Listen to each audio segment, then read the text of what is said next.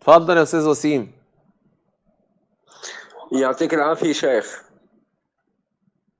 اتفضل. شيخ أنا بدي أحكي معك موضوع، بس بتمنى منك لا تقطش لي حديثي ولا تقطع لي الاتصال في مجال. اتفضل. لا بدك توعدني قبل. اتفضل حضرتك، اتفضل اتفضل.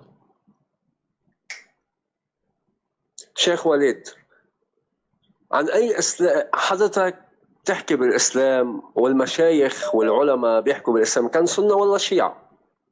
عن أي إسلام عم تحكوا وأنتم من نشأة الإسلام بعد وفاة النبي محمد؟ الإمام علي قتل معاوية، هلا مع حفظ الألقاب، علي قتل معاوية وعائشة قتلت علي ويزيد قتل الحسين، هول اللي انتم بتسموهم الخلفاء. يا عم انت ليه نطيت على معاوية؟ ليه نطيت على معاوية وما اتكلمتش في ابي بكر وعمر وعثمان؟ جايك بالحديث. لا حبيبي، ابدأ بأبو بكر الأول، معلش ابدأ بأبو بكر الأول وبعد كده واحنا نازلين. يا أخي حبلش لك بأبو بكر. بالدين الإسلامي كان السنة ولا الشيعة؟ الشيعة بيقولوا إنه أبو بكر وعمر هجموا على فاطمة، معاوية هاجم الإمام علي. ما عشان معلش يعني هم شافوا علي بن أبي طالب رضي الله عنه وأرضاه مش قد المسؤولية، واخد لي بالك، فأخذوا منه الخلافة وحاربوا معاوية وخرجت عليه السيدة عائشة وضربوا مراته وكسروا الضلع وحرقوا بيته. تعرف لو علي بن أبي طالب كده عندكم ما كانش حد قدر يعمل له كده. لا لحظة بجد انا بكلمك والله بكلمك. لحظة شوي. ده حتى المثل اللبناني، ده حتى المثل اللبناني يقول لك البيت اللي ما فيه، اسمعني بس، حتى المثل اللبناني يقول لك البيت اللي ما فيهوش صايع حقه ضايع. صح؟ طيب يبقى علي بن ابي طالب معلش يعني لا مؤاخذة عندكم. شكرا ليك يا حبيبي. تقعد ترسم لي فيلم هندي.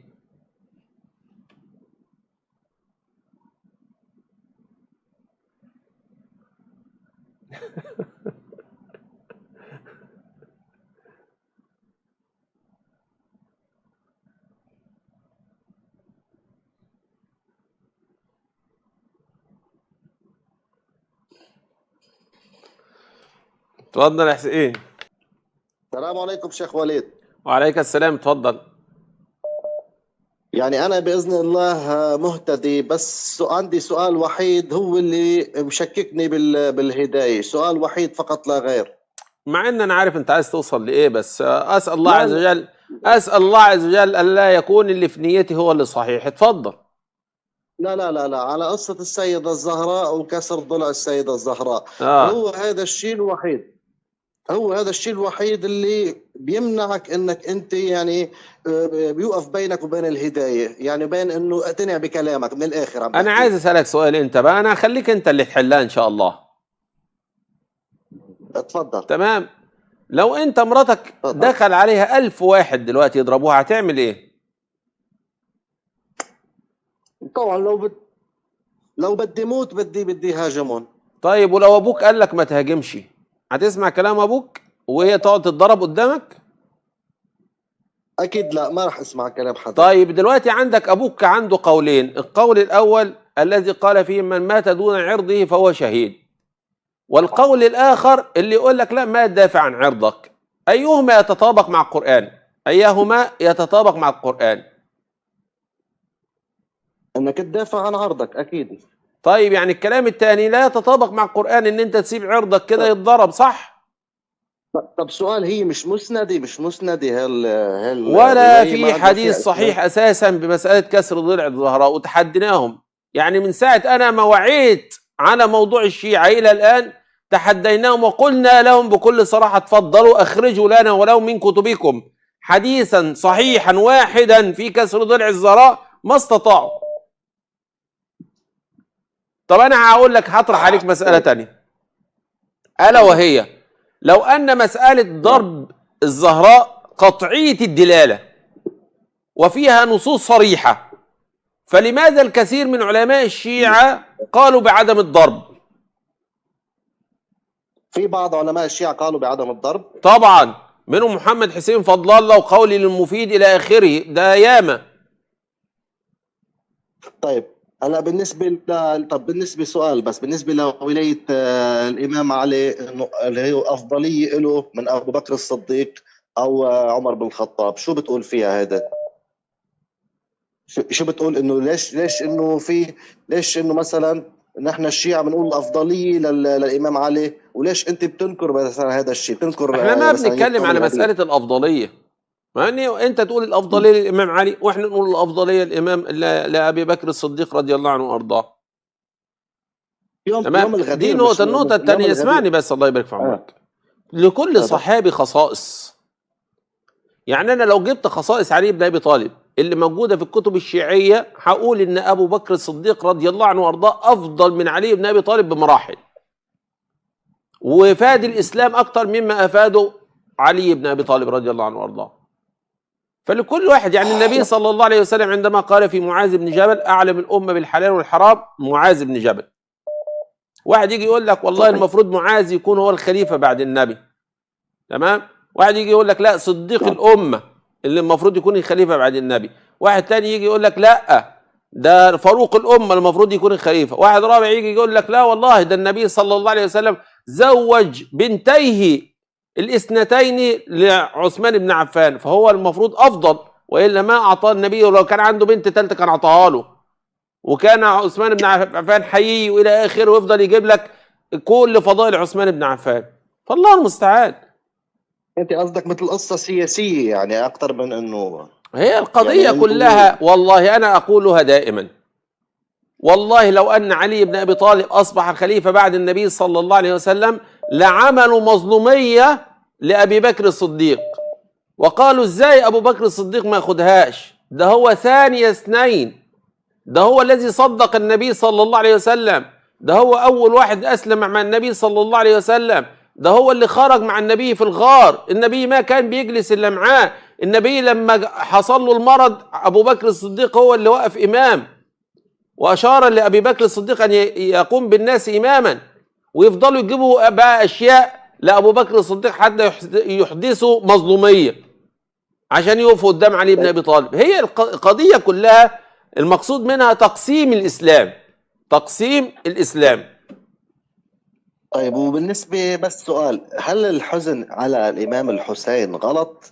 اعتبرني أنا سني، هل إني الحزن على أنا الإمام أحزن الحسين، على بص أقول لك حاجة، أولا النبي صلى الله عليه وسلم كان من نبي قتل، وكان من رسول قتل، وسيدنا حمزة قتل، وسيدنا جعفر حزت رأسه، والنبي صلى الله عليه وسلم ما عاش في كرب ولا عاش في حزن طول عمره. ليس نهج الأنبياء ولا المرسلين يحدث هذا في إنسان ميت، ده ليس لا نبي ولا رسول عمل هذه الأشياء. تمام. طيب الإنسان بيحزن لما يجي مثلا خبر يا سيدي، لما يجي وقت وفاة الحسين رضي الله عنه وأرضاه والله تذكرت الحسين فبكيت، دي ما فيها أي مشكلة. فالنبي صلى الله عليه وسلم بكى على سيدنا إبراهيم ابنه إبراهيم عندما توفاه الله، لكن القضية كلها ان انت تعملها هي الشغل الشاغل، وكأن ما فيش الا الحسين، والحسين اساسا هو فين الحسين دلوقتي؟ الحسين فين دلوقتي بالله عليك؟ الحسين اين الان؟ في الجنة. طب خلاص احنا بقى بنقعد نلطم ونحزن ونطبر ونزحف على واحد حط رحاله في الجنة؟ طيب بس ممكن نحن انه والله بالذكرى انه نحزن، مش عامل لك انه نحن تطبير ولا كذا، بس ممكن نحزن يا سيدي انا ما يا سيدي الحزن يا عم، خلي الحزن على فلسطين، خلي الحزن على اللي بيحصل في الأمة الإسلامية الآن، ونبقى عايزين نرفع الأمة الإسلامية الآن. أنا ما بقول لك ما تحزن، لكن ما يكون الأمر ديمة وعلى طول، ويبقى هو ده قصة الحياة وقصة الآخرة. الشيعة ما يعرفوا إلا الحسين، حتى ما يعرفوا أيام الحسين رضي الله عنه وأرضاه، هم 10 أيام بس فقط اللي هم قبل مقتل الحسين ب5 أيام، واللي حادث للحسين رضي الله عنه وارضاه اثناء مقتله. لكن قبل كده بقى الحسين كان بيزكي ازاي، كان بيصوم ازاي، كان بيحج ازاي، كان بيعمل ايه في حياته، والله ولا حد يعرف منهم حاجه عنها، فالله المستعان.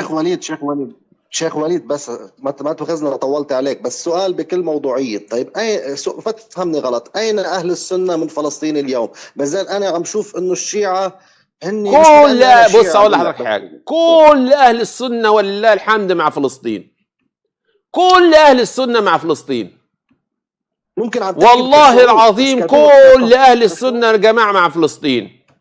ولكن في حاجات انت ما تقدر تتدخل فيها. يعني انا اسالك سؤال، ايران حره اهي، وليها حدود معاهم، سواء من سوريا او سواء من من لبنان، صح ولا مش صح؟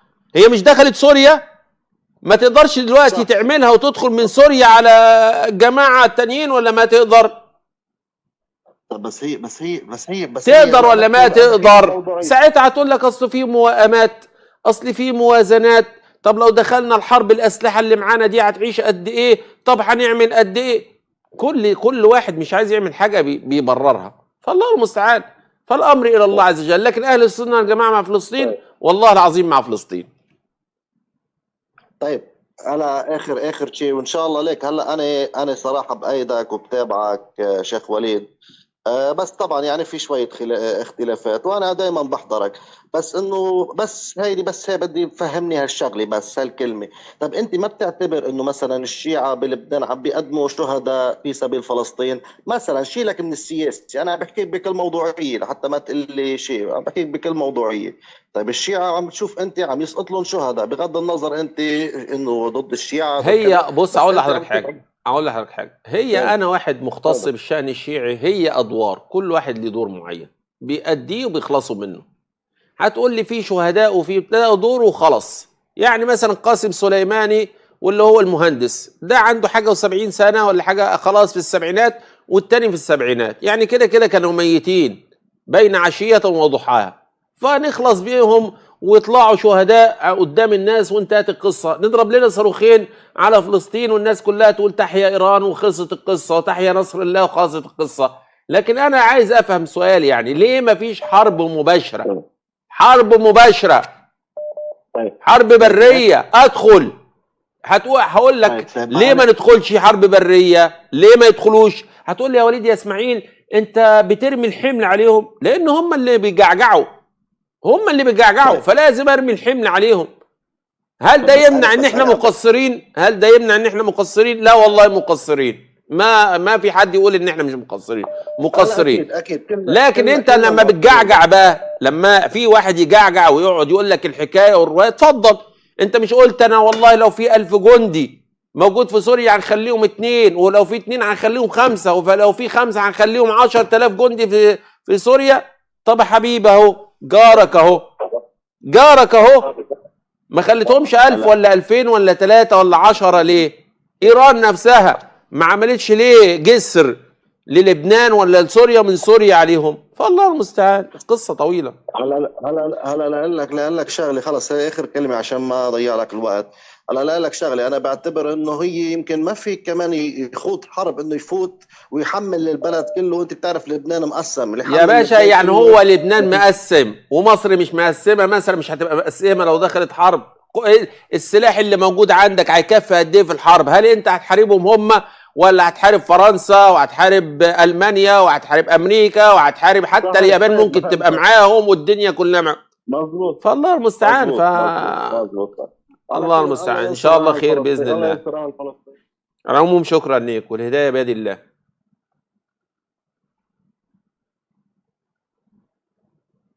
قلنا قبل كده اساسا.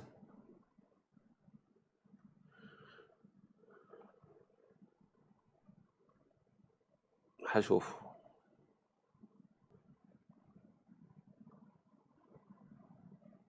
اتفضل يا وسام. السلام عليكم شيخ. وعليك السلام، اتفضل. والله يا شيخ اني فرحانه، هاي اول مره تقدر تزبط معي واتواصل معك. خلاص شيخ انا فلسطيني. طالما زبطت معايا محمد اقفل عليه. لا بعرضك يا شيخ، دائما برن، والله من رمضان برن على الفاضي ما بتزبط. اتفضل يعني يا شيخ. اللهم صل وسلم على سيدنا محمد. بدي اوضح نقطة وبدي استفسر منك بنقطة. تفضل. نقطة بدي اوضحها بخصوص ايران وموقفنا احنا كفلسطينيين منها، هي والشيعة. احنا عندنا فلسطينيين صح، لما تسألهم عن الشيعة بقول لك اخوان اليهود بالرضاعة، اقسم بالله. تمام؟ وحزب اللات اللبناني واللي عملوه بهالكم من الصاروخ اللي ضربوهن، والله عارفين انهم ما بيغنوا من الله شيء ولا عاملين اشي ولا فايدينهم بشيء. اهل غزه لحد الان بتصير فيهم اللي بصير والصواريخ ما نفعت. وزي قبل شوي ما تفضلت يا شيخ، لو كان بيعمل اشي كان يتدخلوا بري. هذا اول اشي. ثاني اشي يا شيخ، في واحد كان يحكي ويقول انا مش ناصبي، بس انه بدي اوضح هالشغله هاي، انه علي بن ابي طالب رضي الله عنه وارضاه انه هو ليس خليفه شرعي، اما الخليفه الشرعي بعد عثمان هو معاويه. ليش؟ لانه الصحابه بايعوا معاويه ولم يبايعوا علي، واللي بايع علي ونصبوه للخلافه هم الخوارج وهم من اضطروا الى القتال. فانا ما فهمتش ودخلت بالحيط الصراحه. لا الكلام كيف ده مش علي بن صحيح أبي طبعا، طالب؟ الكلام ده مش صحيح. من أين أتى بهذا الكلام؟ الكلام ده ليس بصحيح، بل انتخب صحابة النبي صلى الله عليه وسلم وأشاروا على علي بن أبي طالب رضي الله عنه وأرضاه، وهو أصبح الخليفة بشورى من صحابة النبي صلى الله عليه وسلم. ولكن هناك جزء أصبح مع معاوية بعد، يعني عندما حدث طبعا فتنة سيدنا عثمان رضي الله عنه وأرضاه، فهناك جزء كان غاضب على ما حدث لعثمان رضي الله عنه وأرضاه، لذلك انضموا لمعاوية. فالله المستعان. أنا بعرف بس والعلماء اجمع علماء اهل السنه والجماعه ان علي بن ابي طالب رضي الله عنه وارضاه كان رايه هو الصواب، وكان على معاويه ان يصبر، ولكن حدثت الفتنه. والله المستعان. وكان يقول ليه؟ لانه كان في جيش علي رضي الله عنه بعض الخوارج، وبقول لك قال غدر فيه بالاخير، وغدر بابن الحسين رضي الله عنهم رضي الله عنه وارضاه. ما هي في، بص اقول لك حاجه، في اشياء لازم، لان احنا بشر فلازم يكون في بعض الاخطاء، يعني علي بن ابي طالب رضي الله عنه وارضاه ما عجل بالقصاص من قتله سيدنا عثمان خوفا من الفتنه، ولكن في الاخر الفتنه حدثت. ولكن الاصل في المساله ان سيدنا معاويه كان المفروض ينزل تحت راي سيدنا علي بن ابي طالب رضي الله عنه وارضاه، لأنه هو الخليفة الشرعي. حتى ولو اللي كانوا بالشام بايعوا معاوية، حتى لو كان اللي موجودين بالشام بايعوا معاوية أو هو أصبح رأس اللي موجودين في الشام. الحق يقال يا جماعة عشان الإسلام لا يتفرق. ما هو بعد كده حضرتك أنت دلوقتي انتخبنا خليفة، واخد بالك، ومجموعة مش راضية عن الخليفة ده، فخرجت مجموعة مش راضية عن الخليفة ده، فتخرج مجموعة ثالثة مش راضية على الخليفة الثاني، بقت ثالثة، والثالثة بقت رابعة، وهكذا. وده اللي بيحدث على الساحة دلوقتي، فالله المستعان. يعني شوف قبل قديش توفى رحمهم الله ولحد الآن قاعدين بيحكوا فيهم. والله بص هقول لحضرتك حاجة، تلك أمة قد خلت. أنا هنا موجود ليه؟ عشان أحاول يا جماعة الخير، تلك أمة قد خلت لها ما كسبت ولكم ما كسبتم ولا تسألون عما كانوا يعملون. تمام؟ ليه؟ لأن خلاص انتهينا، احنا عمالين نتعارك احنا الاثنين على ناس توفاهم الله عز وجل من 1400 وشوية سنة. ويا ريت يا شيخ، يا ريت. ودلوقتي معاوية وعلي، يزيد والحسين، معاوية وعلي، طب اغتصبوا الخلافة. يا عم أنا مرة من المرات قلت لهم خلاص تنازلنا احنا ليكم كأهل السنة والجماعة، كلنا تنازلنا عن خلافة النبي صلى الله عليه وسلم لكم، خدوها خلاص، انتوا خدوها من دلوقتي اهي، صدروها. هتعملوا ايه؟ يعني ايه الجديد؟ يعني؟ جد. تمام، خلاص اخدتوا الخلافة، اصبح ابو بكر ناصبي، واصبح ابو بكر كافر ومنافق، وكل الصحابة منافقين وكفار. وبعدين وماذا بعد؟ يعني انتوا اثبتوا للعالم ان الصحابه كلهم مرتدون ومنافقين وكلهم كده، بكلهم على بعضهم كده كلهم، خلاص يا سيدي ماشي. وبعدين ايه بقى اللي عندكم تقدموه للامه الاسلاميه؟ لطم، تطبيق، نياحه، شرك بالله عز وجل، القول بتحريف القران، شويه معممين نصابين. والله يا شيخ، يعني يا شيخ بعد ما هو استلم علي بن ابي طالب شو سوى عندهم؟ يا غالي، ده والله العظيم انت لما تقرا سيره علي بن ابي طالب تلاقي ان النبي صلى الله عليه وسلم كان النبي بيبعده متعمدا عن موضوع الخلافه، كان بيبعده. فالله المستعان. ودي يقول لك الخلافه ومش الخلافه. من عابدين وانزل يا شيخ لتحت بالائمه، شو اظل سوى؟ ولا شيء. يعني في واحد الله عز وجل يستخلفه من فوق 7 سماوات، ثم الواحد ده يقول لك انا لكم وزير خير لكم مني امير، يقول لك دعوني والتمسوا غيري. يا عم دي ناس تعبانه نفسيا، عندها حاجه في دماغها، محتاجين مصحات والله، والله محتاجين مصحات. والله يا شيخ كلهم متناقض بتناقض. النبي صلى الله عليه وسلم لما كان مستضعفا في مكة عمل ايه؟ قعد فترة بسيطة كده، وبعدين جاله الأمر بالهجرة، وبعد كده جون جيش، وبعد كده رجع فاتحا لمكة تاني، صح؟ صحيح. ونزلت الآية صح. إن الذين توفاهم الملائكة ظالمي أنفسهم قالوا فيما كنتم، قالوا كنا مستضعفين في الأرض، قالوا ألم تكن أرض الله واسعة فتهاجروا فيها، فأصبحت دستور لكل مسلم، لو أنت والله مستضعف في الأرض دي روحوا أرض تانية. طيب صحيح. لما نيجي نسأل بقى الشيعة، ماذا صنع علي بن أبي طالب لاستعادة الخلافة؟ والله ما في حد منهم عنده استعداد ان هو يجاوب بإجابة منطقية، حتى عقلية منطقية، لكن احنا الإجابة عندنا وما في أسهل منها. تمام؟ طبعا علي بن أبي طالب بتاع الشيعة، أنا أقول لك ماذا أكيد صنع علي بن أبي طالب حتى يسترد الخلافة؟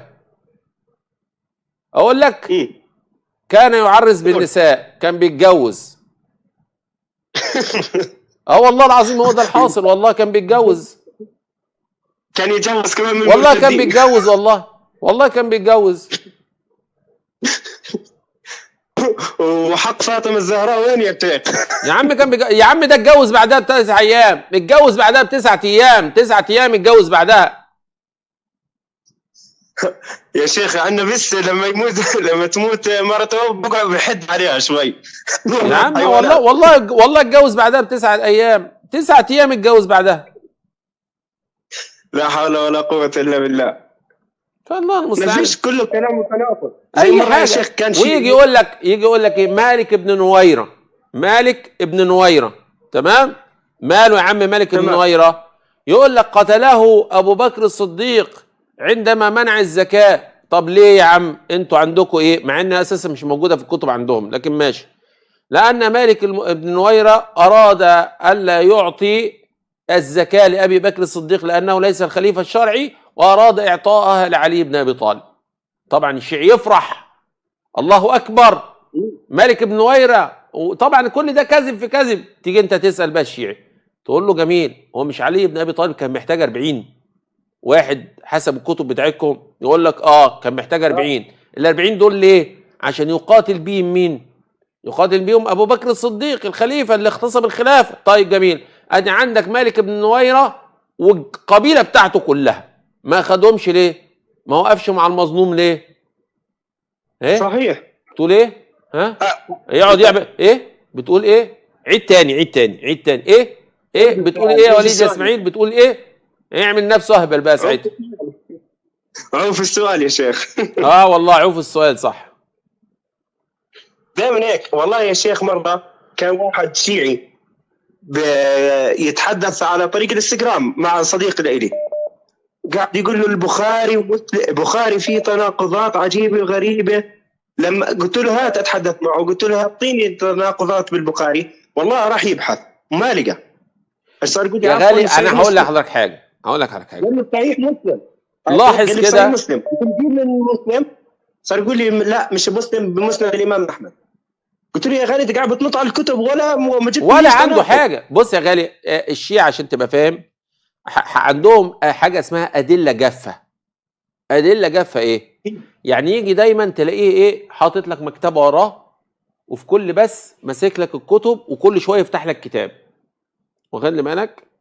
وهو اساسا مش فاهم الحديث بيقول ايه، ولكن في عبارتين ممكن يمشوا معاه، فدي اسمها أدلة جافة، ان هو يفتح لك بس الكتاب كده. لكن تيجي تقول له طب تعالى الكلام اللي انت بتقوله ده وبتعرضه على الناس نطبقوه على أرض الواقع على علي بن أبي طالب والصحابة، ما يقدرش يتكلم، ما يقدرش يخاطب. أساسا الشيعي ما يقدرش يخاطبك عقلا كده ومنطقا، ما يقدرش.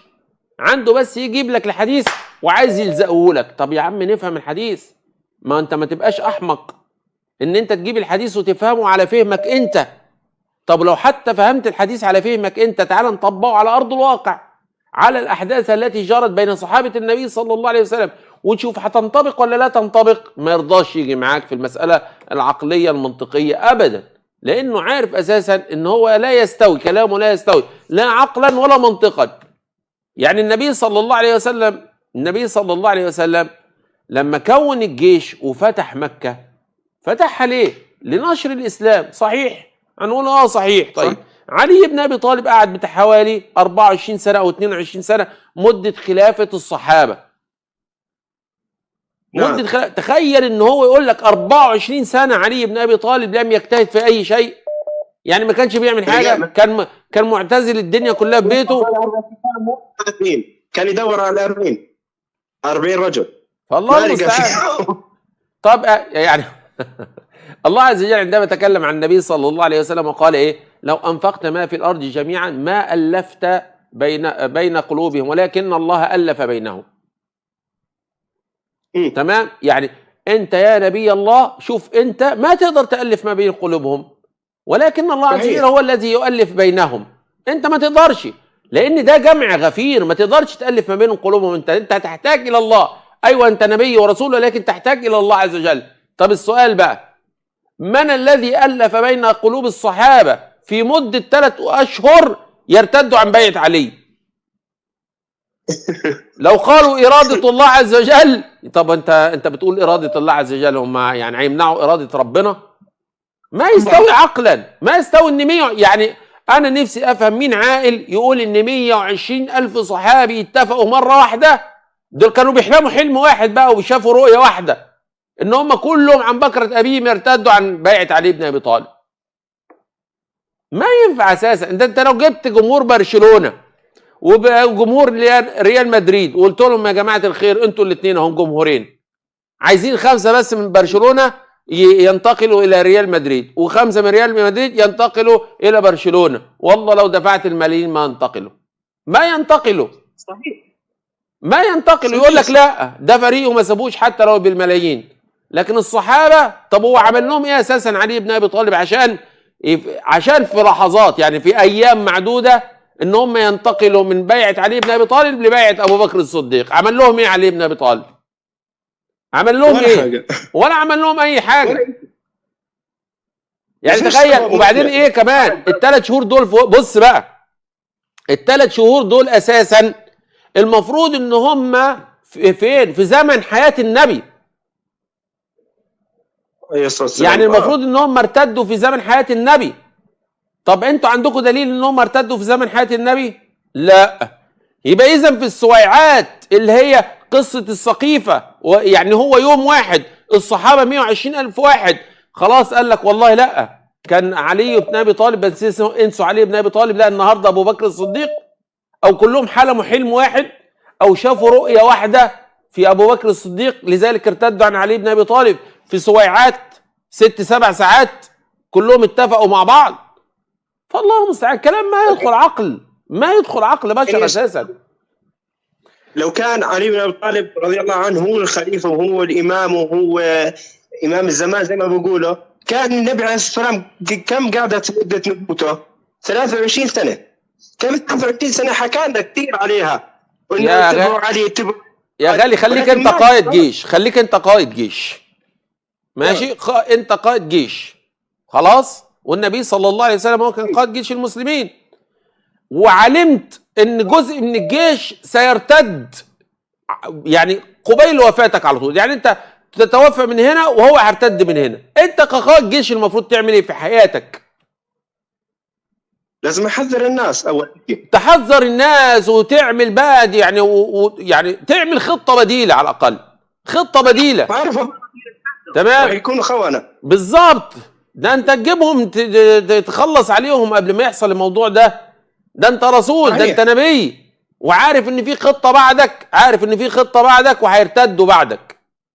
فالله المستعان. وبعدين لما تيجي تسال الشيعي يقول لك لا اصل الله عز وجل اجرى الامور على بشريتها وعلى ما هي عليه. طب اذا ايه بقى اذا اساسا طب انتوا بتقولوا لنا بقى ليه النبي بيعلم علم الغيب؟ يبقى اذا ايه هي الاستفاده من علم الغيب؟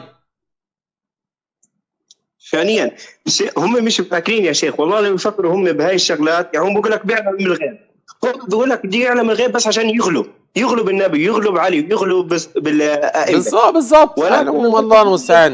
هي ضده، مش معه. الله المستعان. اي محشي في اي حله، اي او شيعي، والله العظيم لو جبت 10 شيعة وسالتهم سؤال واحد، والله كل واحد هيبقى اجابته مختلفه، لان هم مش واقفين على ارض صلبه، لا قران ولا سنه. كل واحد انصر يا عم المذهب بتاعنا باي حاجه، انصر يا عم اللي انت تقوله ما فيش مشكله، اللي انت شايفه ينصر المذهب بتاعنا انصر بيه وخلاص. الله المستعان. اتفضل يا ابا الحسن. السلام عليكم. وعليكم السلام ورحمه الله وبركاته. اولا نحبك في الله. احبك الله يا غالي، ربي يبارك فيك. عندي كم سؤال يعني سريعه خفيفه، واذا اي سؤال ما يعجبك او ما تريد ترد عليه او فضل. لاي سبب كان يعني خلاص اترك راسا عبر على السؤال اللي بعده. تفضل. اللي يؤمن في ان القران مثلا محرف او غيره، هل هذا يعتبر كافر اصلي ام مرتد؟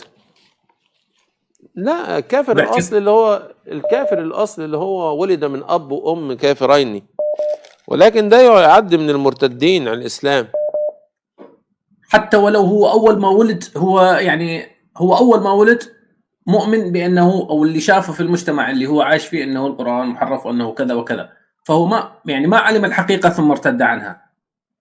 يعني ما علم الحقيقة. الله عز وجل هو اسمه العدل. نعم. الله عز وجل اسمه العدل، ولكن في حاجة اسمها إقامة شروط وانتفاء موانع.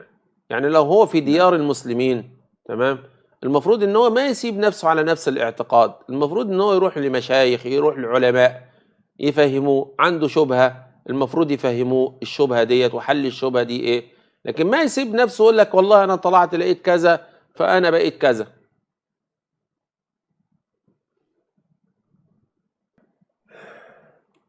اتفضل يا نادر. السلام عليكم شيخ وليد. وعليكم السلام ورحمة الله وبركاته. أخبارك يا شيخ؟ والله بخير حال الحمد لله. عامل إيه؟ والله بخير حال الحمد لله. شيخ وليد، بالنسبة لحساب تيك توك بتاعك، نعم. أحبذها لو أنك تعمل حساب عن طريق دولة أجنبية مثلا أمريكا أو كندا، لأن هناك يعني بوثقوا الحساب، يعني لا يمكن البلاغ عن الحساب. أما منطقة الشرق الأوسط فيها صراعات وغير صراعات، فيكثر فيها التبليغ عن الحساب فيغلق الحساب مباشرة. يعني الشيخ عبد الرحمن البغدادي الشيخ أحمد البغدادي أبو عبد الرحمن، أيوة عارف، وثق الحساب عن طريق كندا، يعني ولم يقدر الروافض عن مهما يحاولوا بلاغات عن الحساب، يعني لا يستطيعوا إغلاق البث بتاعه. ابشر ان شاء الله. بس هي الاشكاليه كلها ان هو بيبث فعلا من هناك عن قناه يوتيوب، يعني ليس بحاجه الى انشاء قناه على الساتلايت. يعني جميع التلفزيونات نظام الحديثه تعمل على نظام الاندرويد، يعني يا ريت اي واحد بينزل تطبيق اليوتيوب على نظام الاندرويد على التلفزيون وبيفتح على قناه الشيخ وليد، بيفتح من خلالها على قناه الشيخ وبيشاهد من خلال التلفزيون. نعم ابشر ان شاء الله. حاضر ان شاء الله. نشوف حد ان شاء الله يفتح لنا حاجه من هناك.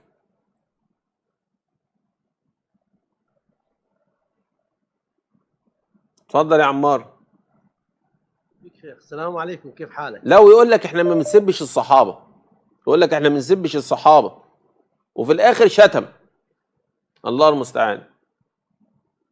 يا شيخ اتفضل. كلهم الله يبارك بك يا شيخ. تسمعني؟ اسمعك. اتفضل يا استاذ عمار. الله يبارك بك. أنا 1266. أنا الحمد لله هاي ثاني مرة أتكلم معك. حياك الله. اتفضل يا أخي.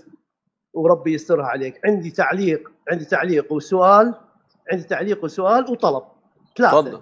إذا الله يبارك بك. التعليق: والله الله يلعن كل من يسب الصحابة وأمهات المؤمنين. هذا بالنسبة لي، وأنا والدتي شيعية وأبويا سني الله يرحمه. واقول لك يا شيخ والله العظيم كل من يسب الصحابه وامهات المؤمنين الى جهنم وبئس المصير، لان هذا يطلع من الدين. هذا رقم واحد. هذا التعليق بالنسبه لي. السؤال يا شيخنا، انا والله لا سؤالي يعني لا جادل وياك ولا ابد، بس مجرد سؤال اريدك تفهم لي انه انا اثق بك واثق بعلمك. سوره الفاتحه حاول ان ادور ما قدرت بانه شلون يعني شلون صارت بانه هي الفاتحه بالصلاة. أول آية نقراها بالصلاة منين إجتي؟ يعني حاولت أن أدور، تعرف أنا ساكن بأمريكا ومشاغلي هواي ومن الصعب، فيعني يا دوب يعني ايه؟ ما فهمتش سؤالك، انا ما فهمتش سؤالك يعني ايه. الفاتحة ماشي. أول سورة نقراها بكل آية، صح ولا غلطان؟ في كل آية؟ بكل صلاة. في كل لا صلاة. نعم، بكل صلاة، آسف. الفاتحة بتقرأها في كل ركعة، كل ركعة، بداية كل صلاة، كل ركعة لازم تقرأها. صح. أريد أعرف من وين إجتي بأنه اختيار هذه الآية بالذات. النبي صلى الله عليه وسلم قال: من لم يقرأ بفاتحة الكتاب فلا صلاة له. حديث صحيح، صح؟ حديث عن النبي صلى الله عليه وسلم. نعم. جزاك الله خير، هذا اطمأن قلبي، الحمد لله. الله يعزك، ربنا يبارك فيك. الطلب عندي طلب صغير يمك، إذا أمكن كل حلقة آخر 5 أو 10 دقائق تختار أنت آية وتشرح لنا إياها وتفسر لنا إياها. أبشر إن شاء الله. يعني بس والله العظيم على بود نستفاد، إحنا قاعدين نتابعك ونحتاج من عندك هذا العلم. إذا آخر 5 دقائق أو 10 دقائق من أبشر، كل حلقة، حاضر، من عناية الاثنين. أبشر. طلع لنا آية وأنت من اختيارك وتشرح لنا إياها. أبشر وكل ممنون. أبشر. لأنه نستقبل منك، وربي يعزك ويعز الله يعزك يا غالي، ربي يبارك فيك. أبشر إن شاء الله. أبشر. الله يبارك، حياك الله. السلام عليكم.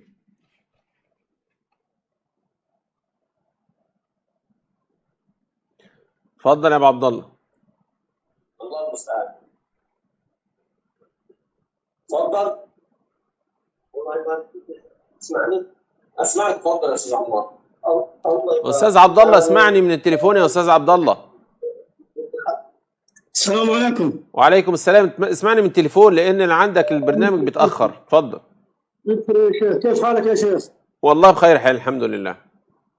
انا معك احمد، طال عمرك، مصري مقيم في دول الخليج بدون ذكر اسماء. حياك الله. تفضل يا اخي. الله يحييك طويل العمر. بس انا اريد منك تنبيه يا شيخ. انت عارف الجماعه الشيعة قاعدين يستنيروا الجماعه المصريين، انت عارف يعني الصعايده والشغل وما الشغل، فبيستضعفوهم ويستجيبون من حيث الفلوس وتعالى والدنيا ورد والدنيا. بس تنبيه بس منك يا شيخ، بارك الله فيك. ابشر ابشر ان شاء الله. ابشر ان شاء الله.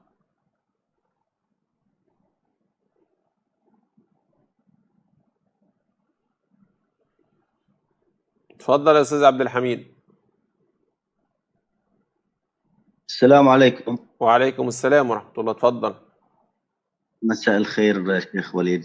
مساء النور. تفضل شيخ وليد، في عندي 3 أسئلة، يعني إذا تخليني أخلصها وبعدين أسمع منك الجواب. في حضرتك سني ولا شيعي؟ عم بحضر محاضرة على حضرتك سني ولا شيعي؟ سني. عم بحضر محاضرة على اليوتيوب للدكتور عثمان الخميس، الشيخ عثمان، فقال إنه الإمام الحسن عليه السلام تزوج بضع و70 امرأة. تسمعني؟ أسمعك. نعم. بضع و70 امرأة. فنحن بهالحالة يعني كمسلمين مثلا، إنه هو إمام وعالم وكذا، معقول إنه هاي الرواية صحيحة؟ هاي السؤال الأول. السؤال الثاني، بغض النظر إنه الشيعة عندهم سب للصحابة، فما الفرق بين الشيعة والصوفية من حيث أنه التقرب بالقبور والدعاء القبور؟ يعني أيهما أخطر، هؤلاء أم هؤلاء؟ فبهذا الحالة يعني لازم أنه أنت كمان تخصص حلقة للصوفية وكذا. السؤال الثالث والأخير، أنا ما راح أطيل عليك، ما معنى ذكر الله؟ هل هو ذكر الله أنه واحد عم يقصر بالصلاة أو كذا، بس والله أنا بعد الصلاة بقول سبحان الله 30 مرة أو 33 مرة، أو طيب، أنه هو ذكر الله أنه والذاكرين الله؟ أنا أبشر إن شاء الله. بالنسبة لسيدنا الحسن رضي الله عنه وأرضاه، حتى في الكتب الشيعية أنه تزوج 350 امرأة، فالله المستعان. فالمسألة عند الإمام الحسن يعني هو ممكن كان يميل للنساء، فكان يتزوج المرأة ويعني يساومها كما قال بعض أهل العلم يعني والعلماء سواء سنة أو شيعة، وكان يساومها، يعني أرادت الطلاق يعطيها بعض المال وتطلق ويتزوج غيرها. فالله المستعان. ده بالنسبة للحسن رضي الله عنه وأرضاه. فالمسألة يعني بس ممكن ما نكونش يعني بالعدد ده، فالله المستعان. يعني ده مشهور عن الإمام الحسن، حتى أن علي بن أبي طالب رضي الله عنه وأرضاه صعد على المنبر، وعند الشيعة على فكرة الحديث ده، صعد على المنبر وقال إيه ابن الحسن مطلاق فلا تزوجوه. يعني طلع على المنبر كده قال إن ابن الحسن هذا مطلاق فلا تزوجوه. فالله المستعان. فده عند الشيعة الحديث ده على فكرة حديث صحيح. فالحسن رضي الله عنه وأرضاه كان بهذه الكيفية، وده بشر، يعني بشر. لذلك دائما نحن نقول أننا نتعامل مع البعض كبشريتهم على بشريتهم، ما نقول بقى أن الحسن والحسين سيدة شباب أهل الجنة فلا ما ينفع يطلع منهم هذا الموقف. هو بيساوم المرأة، عايزة تطلقي اتفضلي اتطلقي، خدي قرشين وتطلقي، ما تطلقيش خلاص هي يطلقها هو ويديها قرشين. فالله المستعان. فده دأب الحسن، وده يثبت لنا يا اخوانا ان الحسن رضي الله عنه وارضاه ما كان امام. يعني على مفهوم الشيعة ان الحسن رضي الله عنه وارضاه ما كان امام. يعني لو امامه مهتم بامر الامه والى اخره يستحيل ينظر للكم الرهيب ده من الزواج. دي النقطة الثانية. ده السؤال الأول. السؤال الثاني كان بيتكلم عن الصوفية والشيعة. احنا هنا في مصر بنقوله، يعني بنقول على الصوفية هي قنطرة الشيعة، يعني الطريق للشيعة أو للتشيع. فبيصدر منهم أشياء يعني مشتركون مع الشيعة فيها بالنسبة لعبادة الأضرحة إلى آخره طبعا. فالله المستعان. أما من أخطر فالشيعة طبعا. يعني ما شفنا شيء صوفي يسب صحابة النبي صلى الله عليه وسلم، أو يتكلم في أبي بكر وعمر والسيدة عائشة، أو يقول بتحريف القرآن، ولكن هم دائما في الحضارات والحاجات اللي هم بيعملوها دي أي الله حي وعنتر جاي، والكلام اللي ما أنزل الله عز وجل به من سلطان. بالنسبة لمسألة الذكر، كلمة الذكر أساسا تشمل أشياء كثيرة. يعني من الذكر منه القرآن، والذكر قبل الصلاة، وأذكار الصباح والمساء. فلازم يتحدد السؤال فين بالظبط يعني. والله المستعان.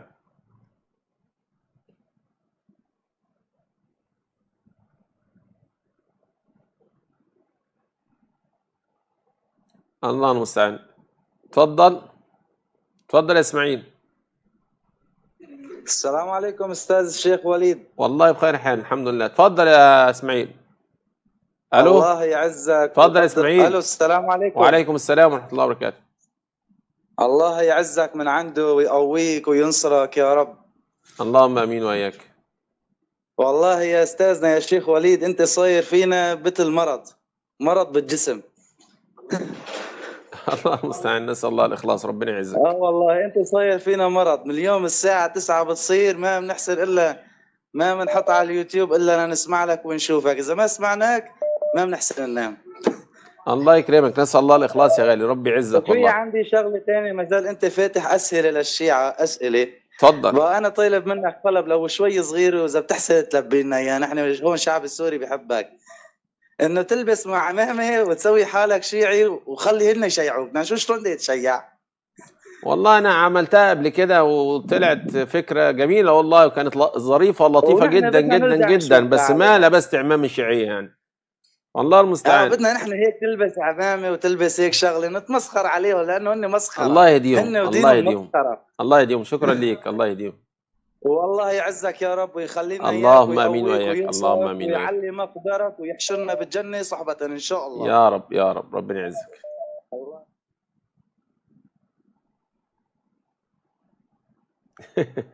الله المستعان. تفضل يا ابا الحسين. السلام عليكم شيخ وليد. وعليكم السلام ورحمه الله. جزاك الله كل خير عنا وعن جميع الامه يا رب العالمين. اللهم امين واياك. بتابعك انا والعيال والاطفال، بس الاسبوعين الماضيين اجتك هجمه من بعض الجبناء المختبئين بالضواحي بضاحيه بيروت الجنوبيه.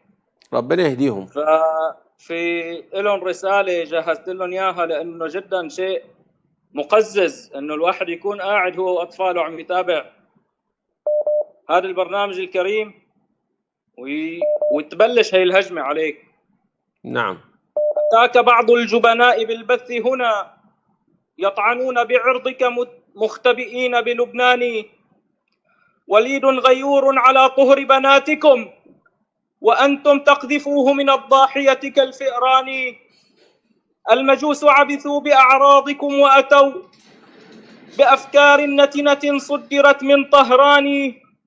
إلى خدور بناتكم دخلوا وطغوا وبأطهر النساء لعبوا كالشيطان. أبناء نرجس رجس وكفى به من عار لكل معمم جبان. ستسقطون كما سقط الفاطميون هنا من أرض الكنانة تحت أقدام الفرسان. ومن لكم غير الوليد محررا من ظلام سراديبكم وسواد العصيان. كصلاح الدين سيحرر عقولكم ويحمي نساءكم بعزم وتفاني.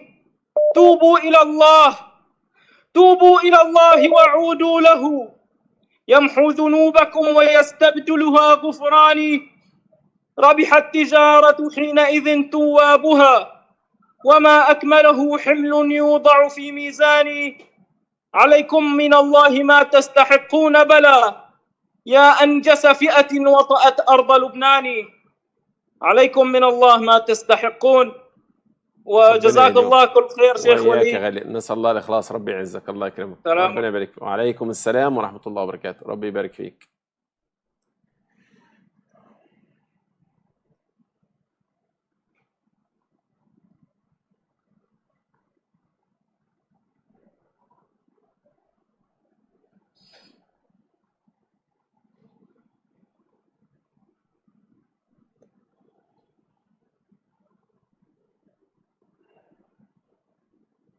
الو اتفضلي.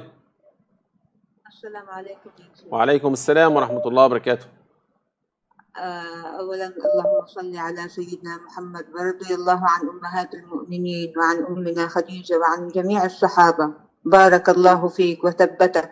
والله إن القلب يعطش لما يعني بني آدم تافه سفيه يتصل ويسب ويغلط. يعني احنا بنقدر جهودك والله يثبتك على الثغر اللي انت فيه. اللهم امين. اللهم سؤال امين. يا شيخ لصبي الاختبارات علاء المهداوي. انسأل سؤال من الذي أسس الشيعة بجاوب إنه رسول الله صلى الله عليه وسلم حاشا ثم حاشا لجناب سيدنا أن يعمل هيك شيء. يعني مش عارفة كيف خطر عباله يقول إنه اللي أسس المذهب الشيعي سيدنا محمد صلى الله عليه وسلم. هو النبي أسس اللطم والتطبير والنياحة والكفر بالله عز وجل والشرك بالله والقول بتحريف القرآن. هذا الجواب بناقض مذهبهم. مش هو ما بصير بنفس الزمان يكون إمامين؟ طب كيف كان هو وسيدنا علي؟ يعني هاي شغلة. صحيح. الشغل الثاني سيدنا بدي أسأل عن يهود أصفهان. وين راحوا اليهود اللي كانوا بالدول العربية لما صارت الفتوحات والدنيا؟ وين راحوا؟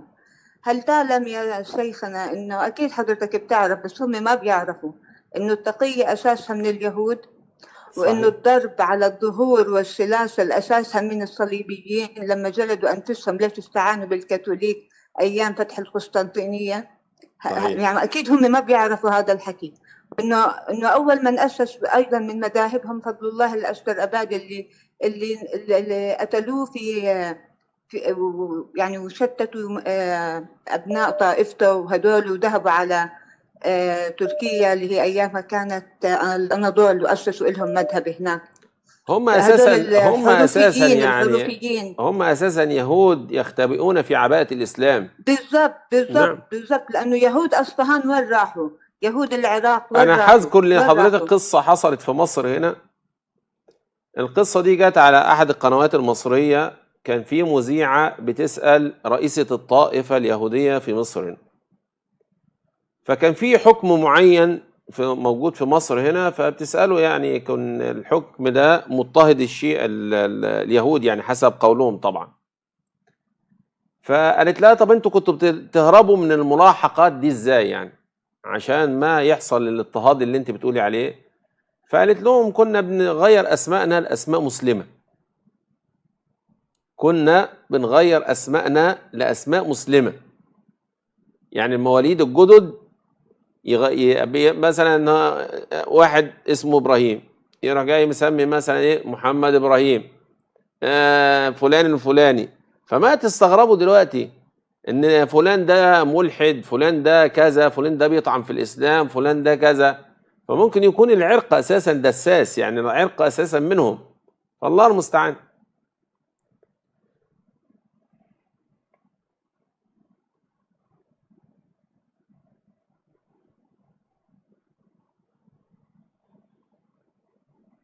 هيدخل يشتي.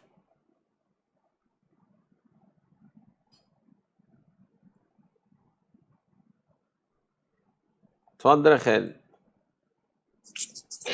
الو السلام عليكم. وعليكم السلام ورحمة الله وبركاته. اتفضل. حياك الله شيخ وليد، الله يبارك فيك. وحياك الله يبارك. شيخ في مسألتين. المسألة الأولى بالنسبة للحديث اللي في مرض الرسول عليه الصلاة والسلام، أنه قال ادعوا لي بكتاب أكتب لكم، يعني بدوات كتف ودوات، لكم كتابا لن تضلوا بعدي. نعم.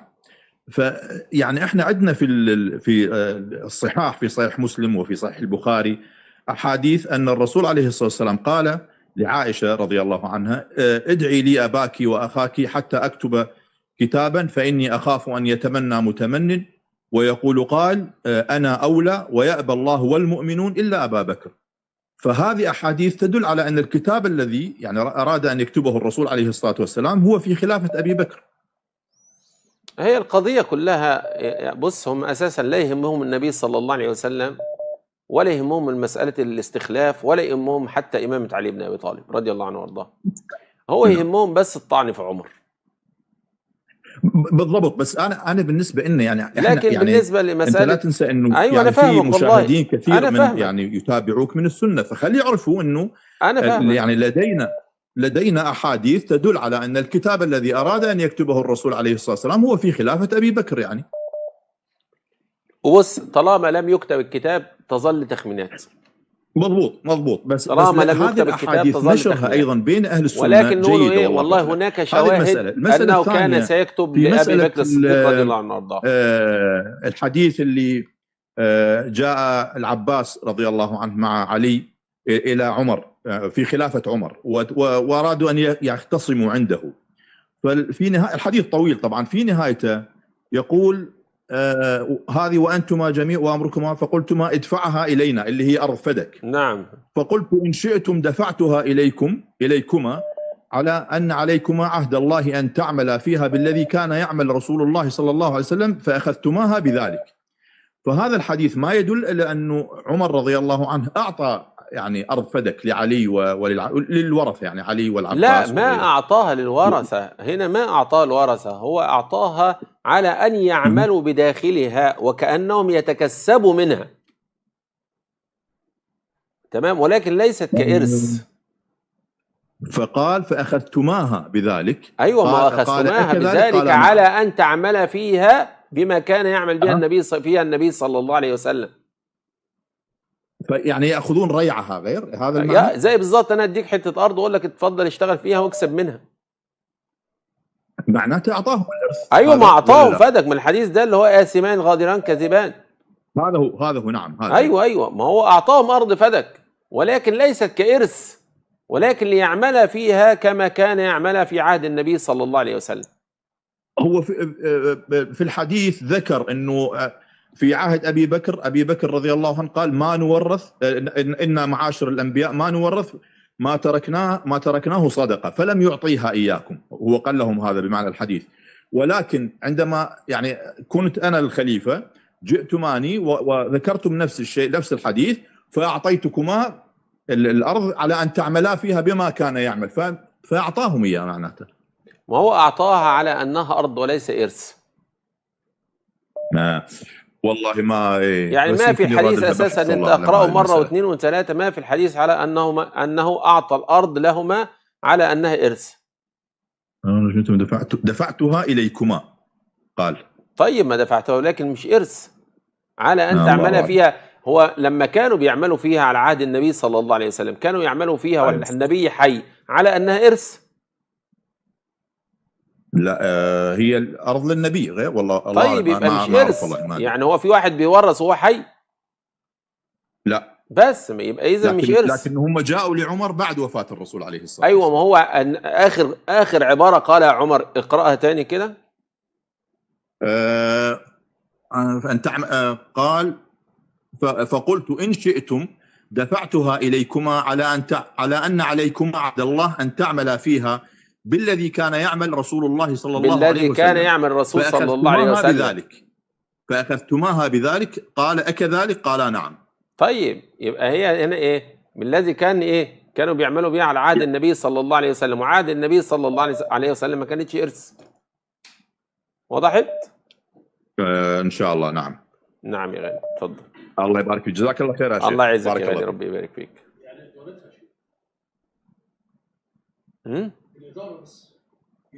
ايوه يعملوا فيها في الارض وياخدوا الخراج منها.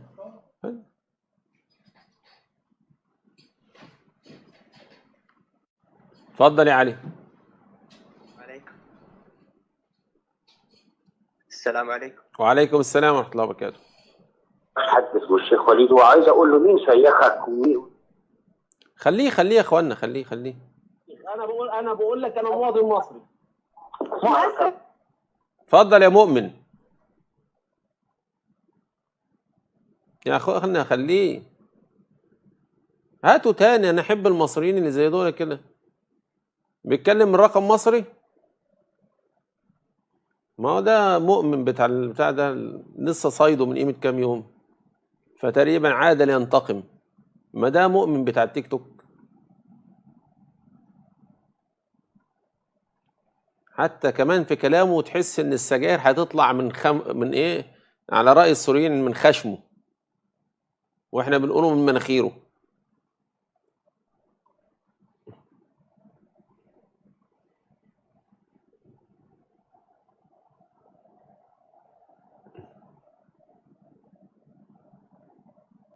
اتفضل يا محمد.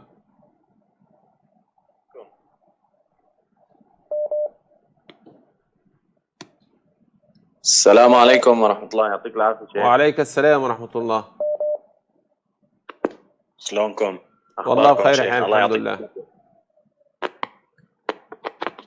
شيخ بس والله عندي هيك كم سؤال إذا خرجت تساعدني فيهم. اتفضل. حضرتك سني ولا شيعي؟ لا سني الحمد لله، موحد. اتفضل. الله يعطيك العافية. شيخ بدي أسألك حكم القتال مع الروافض في خندق واحد. حكم القتال مع الروافض في خندق واحد، يعني انت مضطر لذلك ولا مش مضطر؟ يعني ايش الفرق؟ يعني انت ما تعرف يعني ايه مضطر ومش مضطر؟ لا انا عارف. طب ما يعني ما حاول ما تلفش وتدور عليا، اديني صورة حية كده وانا احكم لك فيها. طيب تمام. يعني مثل اسماعيل هنية. ايوه، يبقى ما تلفش وتدور حضرتك، ما تلفش وتدور. لا انا ما بحب لما تكون راجل سني ما تعملش زي الشيعي. رحم الله اسماعيل هنية، شكرا ليك يا اخي. انا مش عارف، انا دول اتباع عارف انت طبعا لما بيدخلوا على الشيخ مصطفى العدوي ويجيبوا له ايه رايك يا شيخنا في كذا كذا، ما بدوش الصوره كامله. ما تقول الصوره، يعني انا نفسي افهم، ما تقول الصوره كامله، ما تقول فلان الفلاني كان بيعمل 1 2 3.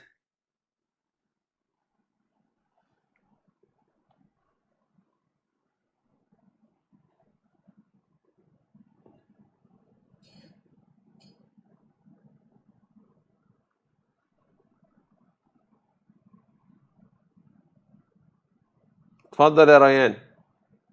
السلام عليكم أخ وليد، كيف الحال؟ الحمد لله والله بخير حال، الحمد لله. عندي سؤال. اتفضل. يعني أوكي. عمر بن الخطاب بن كحاب الله. أسأل الله عز وجل أن يشل لسانك، وكل من يسمعني يقول أمين. وتمرض بمرض لا تخرج منه ولا تصح منه إلا بعد ترضيك على عمر بن الخطاب رضي الله عنه وارضاه.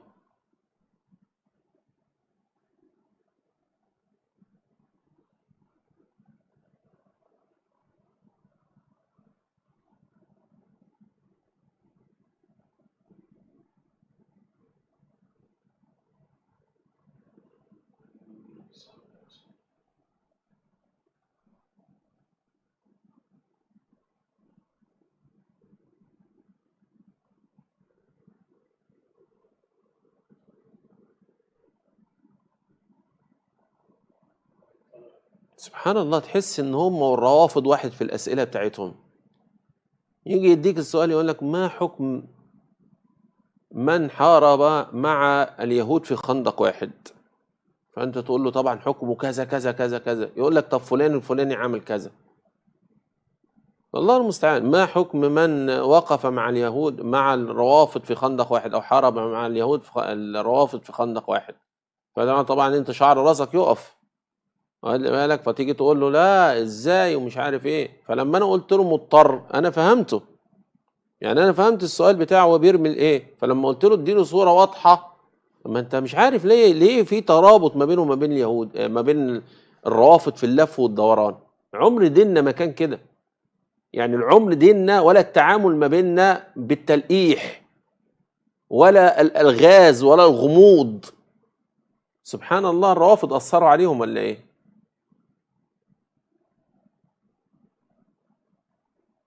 اتفضل يا ابراهيم. الو، السلام عليكم. وعليكم السلام، اتفضل يا ابراهيم. الشيخ وليد، بارك الله فيك، والله يجزاك الخير، والله ييسر امرك ان شاء الله، ونحن من محبينك، ونسال الله ان يرفع رايتك دائما. نسال الله الاخلاص. بدايه احب اقول لك يعني اني احبك في الله، انا وكل اخواني موجودين نقول لك نحبك في الله، ونراك والله حامل رايه الدفاع عن رسول الله صلى الله عليه وسلم وآل بيته. الله المستعان. حياك الله ونسال الله. بس ادونا الصوت. ويعني حبيت طبعا هي المحاولة الألف لا أتصل، قدرت يحصل لي هذا الشرف إني أتكلم معك. الشرف لي أنا والله. بارك الله فيك شيخنا وليد، اعذرني ما تركت لك مجال لتتكلم. شيخ وليد، عندي قضية بس حبيت أو أمرين إن شاء الله أكون متذكر الأمر الثاني بعد ما أتكلم بالأمر الأول. تفضل يا أخي. الأول، نحن نراك في سوريا حاليا، وليس في سوريا، في الوطن العربي كاملا، حامل لواء الدفاع عن رسول الله صلى الله عليه وسلم وآل بيته، يعني أنت والشيخ رامي وغيره، ونحن نراك أيضا في المرتبة الأولى. فيعني مجرد نصيحة تتقبلها من أخوك اللي أصغر منك بشوي مو كثير. ما نريدك تتوجه لأي موضوع آخر، دخول مع صراعات ثانية مع أي مشايخ ثانية، ما نريدك مثل يعني لا نريدك أن تتنازل، نريدك أن تبقى في هذه القضية، الدفاع عن الرسول صلى الله عليه وسلم ومحاولة هداية الشيعة. نسأل الله. فالصراع اللي حصل بينك شيخ وليد بارك الله فيك من فترة ومع الشيخ الآخر، لا نريد أن نذكر أسماء، نعرف هذا الأمر قد يسبب مشاكل، قد يهز صورة وليد إسماعيل في بعض الناس لتنازله لهذه الأمور أو هؤلاء الأشخاص. فنطلب منك أن تبقى حامل هذه الراية كما أسماك الرسول عليه الصلاة والسلام في الدافع. نسأل الله الخلاص. أبشر يا أخي إن شاء الله، ربنا يعزك. أبشر. بارك الله فيك. هذه النصيحة الأولى. والقضية الثانية، أنا لدي قناة على اليوتيوب، لدي ما يقارب 1,800,000 متابع، أغلبيتهم من العراق، فحبيت أني أخذ إذنك في نشر بعض مقاطع لك في هذه القناة. كنت أتكلم عن التقاليد في العراق، الحالات الاجتماعية، الكرم والطيبة وهذه الأمور، ولكن يعني تركت هذه القناة نتيجة يعني ما ترى أنت في التكلم في عرض أمنا رضي الله عنها وأرضاها، وفي التكلم في صحابة رسول الله صلى الله عليه وسلم. فحببت أن أخذ إنك في نشر بعض المقاطع لك في هذه القناة، وإذا حدث تواصل أيضا أحببت أن أهديك هذه القناة كاملة تنشر فيها ما تشاء. أنا متابعيني 90% عراقيين. ربنا يبارك فيك، جزاك الله خير. أبشر إن شاء الله وما فيش مشكلة، انشر يا أخي.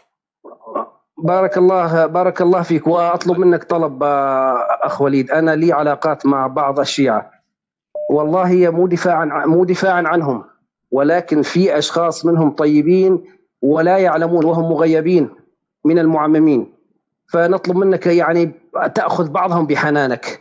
أبشر لا يغرك كلامهم وهم مغيبين والله أكثر من كده حنان. ده أنا خلاص، تحياتي لك أخوك يعني هاخد اللقب من علاء المهدوي هيبقى حنان بعد كده. الله المستعان.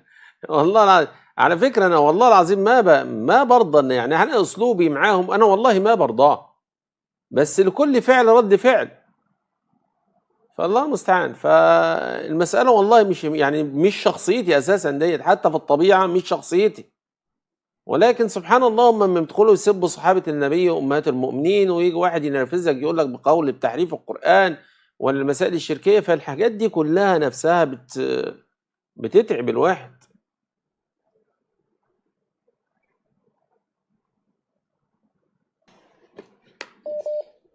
السلام عليكم. وعليكم السلام، اتفضل. الله يسعد لي مساك استاذ وليد. الله يعزك، اتفضل. اخي العزيز، بالنسبه للشيعة حاولوا يطعنوا بعرض النبي، رب العالمين ابتلاهم باعراض، ابتلاهم بالمتعه، وابتلاهم بالزحف، وابتلاهم بالتطبير، وابتلاهم بالزيارات. والله لا يليق بالماجدات العراقيات ان يصلوا الى هذه المرتبه. الله المستعان، والله ربنا يهديهم ويصلح حالهم. ثانيا حاولوا الطعن بأبو بكر الصديق وعمر بن الخطاب وعثمان بن عفان رضي الله عنهم جميعا، وتأليه علي. رب العالمين بحكمته شرف أبو بكر الصديق وعمر بن الخطاب بأنهم دفنوا إلى جوار النبي صلى الله عليه وسلم. ولحكمة رب العالمين أين قبر علي؟ أين قبر فاطمة؟ لو أن الشيعة وجدوا قبر علي وفاطمة لجعلوهم كالكعبة، لجعلوهم مزار.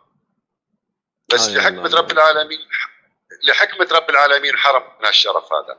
كل الشيعة بيحاولوا يساووا رب العالمين، بيعرفوا وعم يرد لهم كيدهم في نحورهم.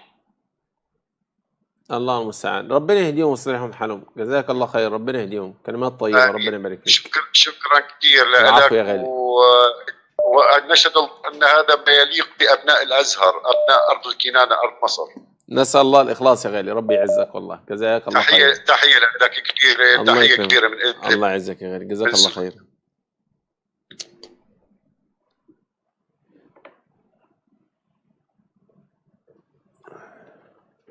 تفضل يا أستاذ عصام. ألو، السلام عليكم. وعليك السلام، تفضل. الصوت واضح إن شاء الله شيخ وليد؟ واضح، تفضل. بارك الله فيك. أولا نحبك في الله والله. أحبك الله يا غالي، ربي يعزك. بارك الله فيك. لو سمحت لي، أنا لي فترة عايز أتصل بيك من أكثر من سنة يعني، وأول مرة يمسك معايا الخط. تعطيني شوية مجال. يلا تفضل. بارك الله فيك. أولا عندي قصيدة كنصيحة للشيعة، ولكن قصيرة يعني ما تخاف. تفضل يا أخي. أقول: رافضة توبوا وعودوا لربكم، وابتعدوا عن منهج الشيطان، وأقيموا دين الله وسنة أحمد، وأقيموا دين الله وسنة أحمد، وتبرؤوا من كذبة السستاني. لا تدفعوا خمسا ولا تتمتعوا أبدا، ولا يغريكم الكوراني. نهبوا دراهمكم وعرض نسائكم باسم الولاية دون ما برهان، ثم بأصياط تصب جلودكم. أين العقول وحرمة الإنسان؟ يا ربي فاشهد أني قد بلغتهم، هذا طريق الخزي والخسران. أولا أريد رأيك في القصيدة شيخ. جميل يا غالي، ربي يبارك فيك والله. بارك الله فيك. الله يعزك. ثانيا لو سمحت، يعني عندي اقتراح وعندي نصيحة. تفضل. النصيحة لإخواننا السنة اللي بيتصلون بيوم الشيعة، وبعد يدخل على الشيخ وليد يقول له: أنا آسف واعتذر لي من الأخ محمد لأني اتصلت وقلت أنا شيعي كذبت. فأنت اعتذر من الله واستغفر الله، ولا تعتذر من الشيخ وليد، لأن الكذب لا يجوز وأنت قد كذبت. هذا أولا. بالنسبة للاقتراح يا شيخ وليد، لو سمحت، يعني نحب نفهموا دين الشيعة، فيا ريت تعمل لنا حلقة يشرحوا لنا دينهم يعني بدون إلزامات. مثلا متى وأين وكيف غاب المهدي؟ هذا سؤال يحير كثير. من آخر واحد رآه؟ في عمر كم اختفى؟ كيف اختفى؟ يعني قام الصبح ما لقوه، طلع وما رجع، ما فهمنا يعني. عايزين نفهم بس. وعلى فكرة لما شفت الأخ محمد عرفت إن كيف بيزحلقهم، يعني هو أقرع. وعندي اقتراح يا شيخ، أنت طبعا عامل البرنامج عشان تنتشل هذول للحق وللنور وللدين، فهم بيرفضوا. فأي واحد بيلف ويدور يا ريت تغير كلمة زحلقوا بكلمه طينوا، يعني رجعوا للطين. الله يهديهم والله، الله يهديهم. الله يهديهم فيا والله. ريت تعملها ولو الحلقه دي عشاني يعني بس. ابشر ان شاء الله. ونحبك في الله يا شيخ، احبك ونسال الله يا غالي. الله انه يوفقك ويمد في عمرك يا رب الله العالمين. يعزك يا غالي، ربنا وشكرا يبارك فيك. والله الله يبارك يكرمك. فيك. الله يكرمك.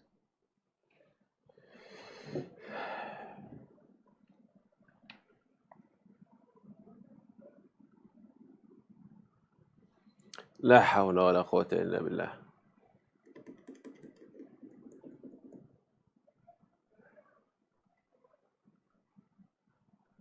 محمد بيتعارك مع واحد جوه. بيتعارك مع حد جوه. الله المستعان. ده كذابين اساسا. هو لما لقوا بفضل الله عز وجل صوتنا دخل لبنان وابتدى في ناس لبنانيين بيدخلوا، فهو قال لك عشان نقفل على كل واحد نحس ان هو لبناني او يبقى صوته لبناني، فهم بيدخلوا بكسر عشان كده، عشان اي لبناني يخش نروح جايين قافلين عليه على طول، ولكن ده مش هيحصل. اتفضل يا خليل. عليكم ورحمة الله وبركاته. وعليكم السلام ورحمة الله. اتفضل. أبا عائشة الغالي الورد تاج الراس حياك الله يا الحبيب، غالي، ربي يبارك فيك. كيف حالك يا شيخنا يا تاج الراس؟ والله بخير حال الحمد لله. والله شيخ وليد عندي استفسار وكلمتين للشيعة إذا سمحت. اتفضل. شيخ وليد، أول شيء هل تعرف ما هو الشيء الذي يشبه النصف الآخر من القمر؟ النص الثاني من القمر؟ نعم هو أنت يا شيخ لا وليد، النص ورب الأول. الكعبة أنت. لا يا شيخ وليد، أنت نحن بدنا نغير القمر، بدنا نسمي القمر شيخ وليد. الله عندك يعزك يا غالي مانع؟ والله، ربنا يبارك فيك. الله يكرمك. شيخ وليد عندي استفسار، هل اتفضل. أنت توافقني في مسألة أنه الشيعي مستعد أنه يساوي شغلة، يعني هو لا يهمه حلال كانت أم حرام، تغضب الله أم لا، بالدين أو ليس بالدين، مستعد يساويها، بس غايته أنه يخالف أهل السنة والجماعة. هل توافقني في هذه ولا عندك رأي آخر؟ لا أنا عندي رأي آخر. أساسا هو ما بيفكرش في حلال وحرام. أنت تعرف مثلا إنه إيه، لو هو بيفكر ابتداء في الحلال والحرام هيبقى في شيء جوه قلبه كده ممكن يقول له لا ما تعملوش، فهو يضغط عليه ويعمله. لكن ده أساسا ما بيفكر في الحلال والحرام، هو بيدوس وخلاص. هو مفكر كده إن هو بينصر مذهبه. يعني تخيل إن مسلم يقول بتحريف القرآن وهو فرحان، وبيدعوك انت كمان ان انت تقول بتحريف القرآن وهو فرحان، وما يعرف ان اساسا ده يهدم دينه. فالناس دي ما بتفكر ابتداء، ما هي لو فكرت ابتداء مش هتوصل للي بتوصله دلوقتي. الله المستعان. الله المستعان. هي ربنا يهديهم والله. شيخ وليد مع أنت؟ معاك اتفضل. يا شيخ وليد، أقول للشيعة رضي الله عن أم عائشة تاج الرأس الشريفة العفيفة الطاهرة المبرأة، وموتوا بغيظكم يا عرصات يا شيعة. بس. والسلام عليكم ورحمة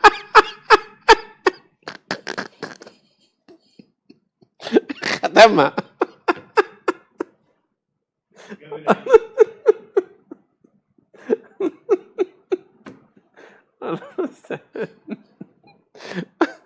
لا حول ولا قوة إلا بالله.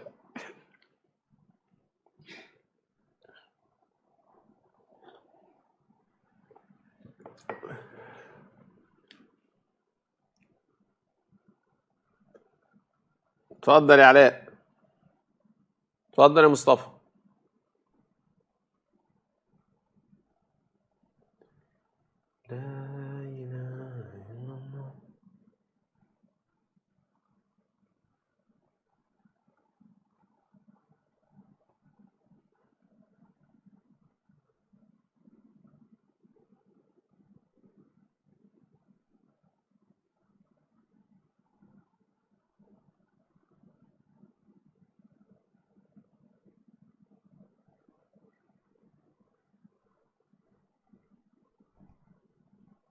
اتفضل.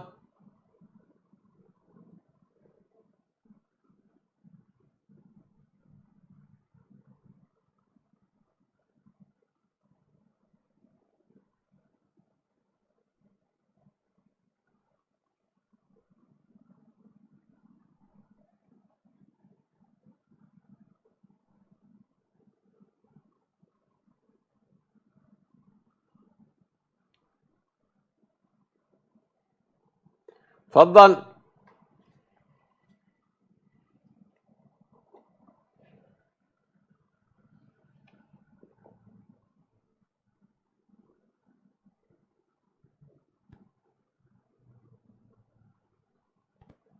اتفضل.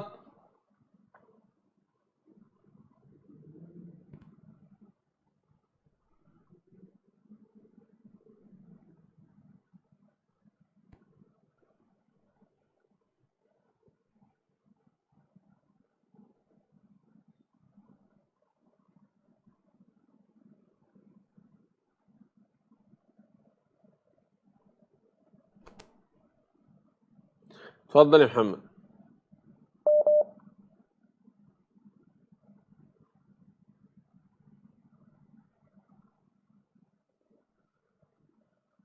السلام عليكم.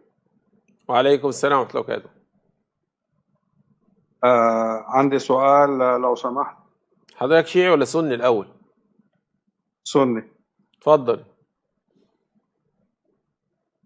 كم إمام عند الشيعة؟ بيقولوا 12 12. صح؟ 12 وقابلين للزيادة يعني. ماشي. وكم تلميذ عند المسيح؟ الحواريين 12 تقريبا. هي صدفة ولا حاجة مقصودة؟ لا مقصودة. يعني المسيح اشمعنى عنده رقم 12 12؟ تلميذ قصدك اشمعنى و12 رقم تلميذ 12 يعني؟ بياخدوا 12 تلميذ من المسيح بياخدوا منهم الدين، والشيعة عندهم 12 إمام بياخدوا منهم الدين وكلهم دجالين. الله المستعان. هي الفكرة دي. والمسيحيين بيعبدوا المسيح والشيعة بيعبدوا علي وحسين. والله في تشابه كبير بينهم والله. هي العملية دي يعني ركبت ازاي مع بعضيها؟ اي والله في تشابه كبير يعني. وبعدين 12 انا نفسي ممكن افهم يعني. نفسي افهم. ممكن نعمل حلقة ممكن نعمل حلقة عليها. والله ممكن، فما فيش مشكلة. بس انا عندي سؤال. الان عندنا 12 خليفة، 12 امام، وقال لك ان لابد للارض من معصوم، ولابد للارض من حجة، ولا تخلو الارض من حجة، والحجة عندهم اللي هو الامام المعصوم. طب سألناهم ليه لماذا لا تخلو الارض من حجة؟ قالوا حتى يقيم لنا العلم والبيان ويحفظ ويدينا القرآن ويحافظ على القرآن ويحافظ على السنة. والله عز وجل يعلم أن القيامة لن تقوم الآن. فالإمام الأول مات، والإمام الثاني مات، والإمام الثالث والرابع والخامس وصلنا لل11 مات. كل دول في 170 سنة. كل دول في 170 سنة. وباقي السنين دي كلها بقى لنا 1300 سنة لا إمام ولا أي شيء. طب أنا نفسي أعرف بقى فين المقدمات اللي أنتوا حطيتوها إن الأرض لا تخلو من إمام؟ وطب ليه الإمام لابد للإمام حجة معصوم حتى يحافظ على الدنيا ويحافظ على الدين؟ وفين الحاجات دي كلها دلوقتي؟ مفيش. كله بزراميط. الله المستعان. ما هو لسه في الإمام الثاني عشر هو ميت. يا عم الإمام الثاني عشر ده أكبر أكذوبة في التاريخ يا عم. ولا ميت ولا حتى اتولد. والله ولا اتولد. هو وأنا عندي استعداد أباهل إن هو أساسا ما اتولد. وما عندهم دليل صحيح أساسا إن هو اتولد. ده مختلفين في الولادة بتاعته. ل5 أقوال. يعني تخيل حتى في اليوم والسنة مختلفين فيها 5 أقوال. لما إمام ما قدرش يحفظ لنا تاريخ ميلاده. واحد يقول لك طب ما انت النبي صلى الله عليه وسلم اتولد بين قريش. بين قريش. عشان ما يجيش واحد يقول لك اصل انتوا عندكم في اختلاف في يوم مولد النبي صلى الله عليه وسلم. لا انا اتكلم على الامام اللي انتوا بتقولوا ان هو جاي يحفظ لنا الدين والدنيا. وبعد 11 امام ما حفظناش حتى اسم امه ما حفظهاش. يا راجل ده عندهم امه نفسها ليها 12 اسم. امه زي ما هم بيقولوا طبعا ليها 12 اسم. ومختلفين في تاريخه ولادته كيوم وكسنة. ما حفظناش اساسا لا اسم امه ولا تاريخ ولادته كيوم وسنة، وجايين يقول لك هيحفظ الدين. يحفظ الدين ايه يا عم؟ ربنا يقويك يا شيخ. اللهم امين وياك يا غالي. ربي يبارك فيك. اتفضل يا مصطفى. السلام عليكم. وعليكم السلام. اتفضل يا مصطفى. كيف حالك شيخنا؟ والله بخير حال الحمد لله. يا شيخ الشيعة عندهم ال 12 إمام يعلموا بالغيب، صح ولا لا؟ المفروض. هسه في آية بالقرآن الكريم سورة النمل آية 65 بيقول لك ربنا: قل لا يعلم من في السماوات والأرض الغيب إلا الله وما يشعرون أيان يبعثون. شو تفسيرها هي يا شيخ؟ الله عز وجل هو الذي يعلم الغيب، والله عز وجل أطلع الأنبياء على بعض الغيب، أو أطلع المرسلين على بعض الغيب، ده نحن لا ننكره أساسا. الغيب المطلق لا يعلمه يعني. الغيب المطلق لا يعلمه إلا الله عز وجل. إيه اللي هيحدث كمان ثانية، كمان لحظة، ما يعرفه إلا الله عز وجل. صحيح. وفي عندك كمان بآية عبس وتولى بالنبي نزلت هاي، يا غالي أنا عايزك بس أنت تتخيل إن بشر يعلم الغيب. يعلم الغيب يعني معناها إيه؟ يعني معناها حضرتك يعرف أنت بتعمل إيه وأنا بعمل إيه، ومش أمة المليار بقى، ده العالم كله، ويا ريت العالم البشري بس، ده العالم كمان الحيواني، والاشجار دي متى هتسقط، الورقه دي امتى هتسقط، واخد لي بالك، والزرعه دي امتى هتطلع، والنمله في جحرها، والثعلب ايه يا عم، في ايه يا عم؟ يعني عقل يا عم، في ايه يا عم، في ايه يا عم، في ايه يا حاج؟ لا حول ولا قوه، الله يهديهم يا رب. اللهم امين. وانا جيت يا شيخ اساس اتصالي ان اعتذر لمحمد، ومشكلتي بينه وبينه غلط اني اطلعها على البث. الله المستعان، حياك الله. انا سالت واحد والله عندي هون شاب صاحبي مصري، وقال لي هيدا ما ينفعش انه تقول لاي واحد يا اسطى، فعرفت غلطي انا، وعرفت انه انا اللي فتت عليه بصيغه شيعي. المشكله ان انت قلت له شيعي يا اسطى، فالاثنين مع بعض كمان عملوا معاه يعني. والله الشيعي مسبه هي صارت اصلا، انا حرمت اتصل غير يوم الخميس. الله يعزك، ربنا يبارك فيك حبيب قلبي يا شيخ، حياك الله، ربي يعزك.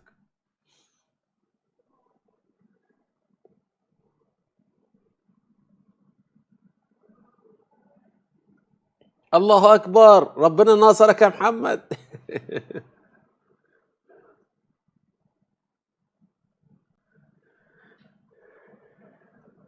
تفضل يا حمزه. الو، السلام عليكم. وعليك السلام، تفضل. كيف حالك يا حبيبي واخي الشيخ وليد؟ والله الحمد لله، تفضل. بارك الله بيك، و يعني جزاك خير الجزاء عن دفاعك عن الرسول صلى الله عليه وسلم وعن عرضه. الله يعزك يا ربي يبارك فيك. انا والله العظيم يعني انسان يعني عايش في اوروبا من 30 سنه، وقبل سنتين ثلاثه رجعت العراق لاول مره وانصدمت بصراحه. نعم. لانه التربيه والمحيط اللي انا كنت فيه متغير يعني 1,000,000%.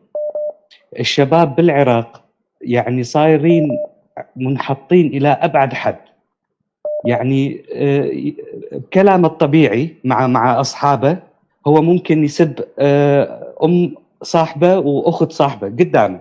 صحيح. بالكلام الطبيعي يعني. صحيح. طيب، ومثلا بالكلام الطبيعي يكفر، يعني يكفر هيك طبيعي، واذا يريد يهددك يقول لك راح اكفر كفره ما حد كافرها قبل.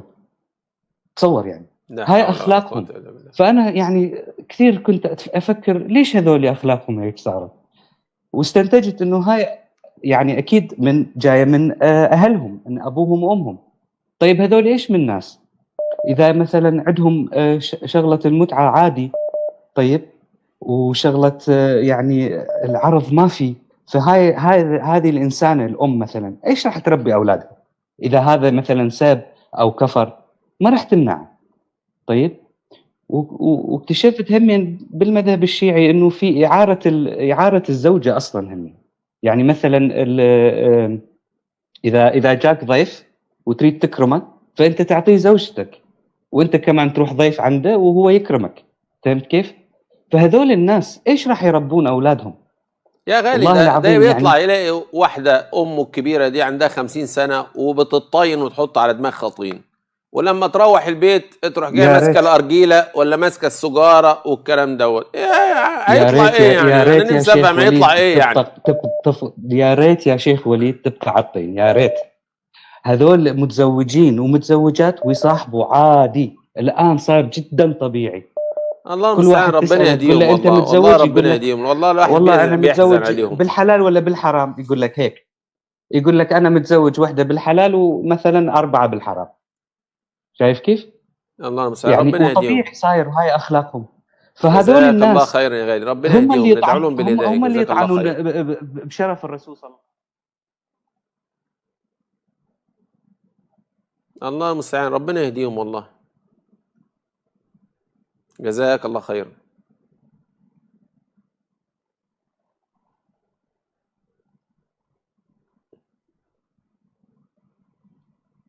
يا جماعه تخيلوا ان بيبقى الخطيب على المنبر كده وقاعد، وحواليه قاعدين كلهم، كل واحد عم ماسك ارجيله، قاعدين حواليه على المنبر، بيبقى قاعد على المنبر وبيتكلم بقى تقريبا عن الحسين واهل البيت وكذا وكذا وكذا، والباقي قاعدين كلهم ماسكين الارجيله وشغالين.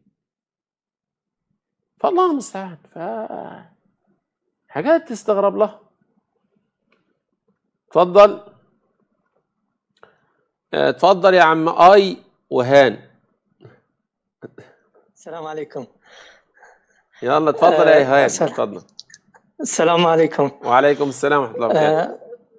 ممكن يعني كمان انا انقل كلمتين ان شاء الله تعالى انا كردي عراقي طبعا، لكن اتفضل. من العجائب اللي انا شفته منهم من الشيعة، وسبقا تكلمت عن مجموعة، قلت هل يقبل انتم تكفرون الصحابة وعلى راسهم امير المؤمنين عمر رضي الله عنه وامنا عائشة وطلحة وزبير وغيرهم، نعم، وانتم بهذا تدمرون دينكم. قلت لو أن، وحاشا لله تعالى الله علوم كبيرة، أنه لو أن السنة كفروا عمر وصحابة خير لهم، كنتم مفروض أنتم تدافعوا عنهم. فمنهم قالوا كيف هذا الكلام؟ قلت ألستم تقولون أن حسين، أنتم تقولون أن شهادة عمر لا يقبل وولايته لا يقبل وشهادة الصحابة لا يقبل لأنهم باعتبارهم والعياذ بالله كفر عندكم. قالوا بلى، هذا صحيح.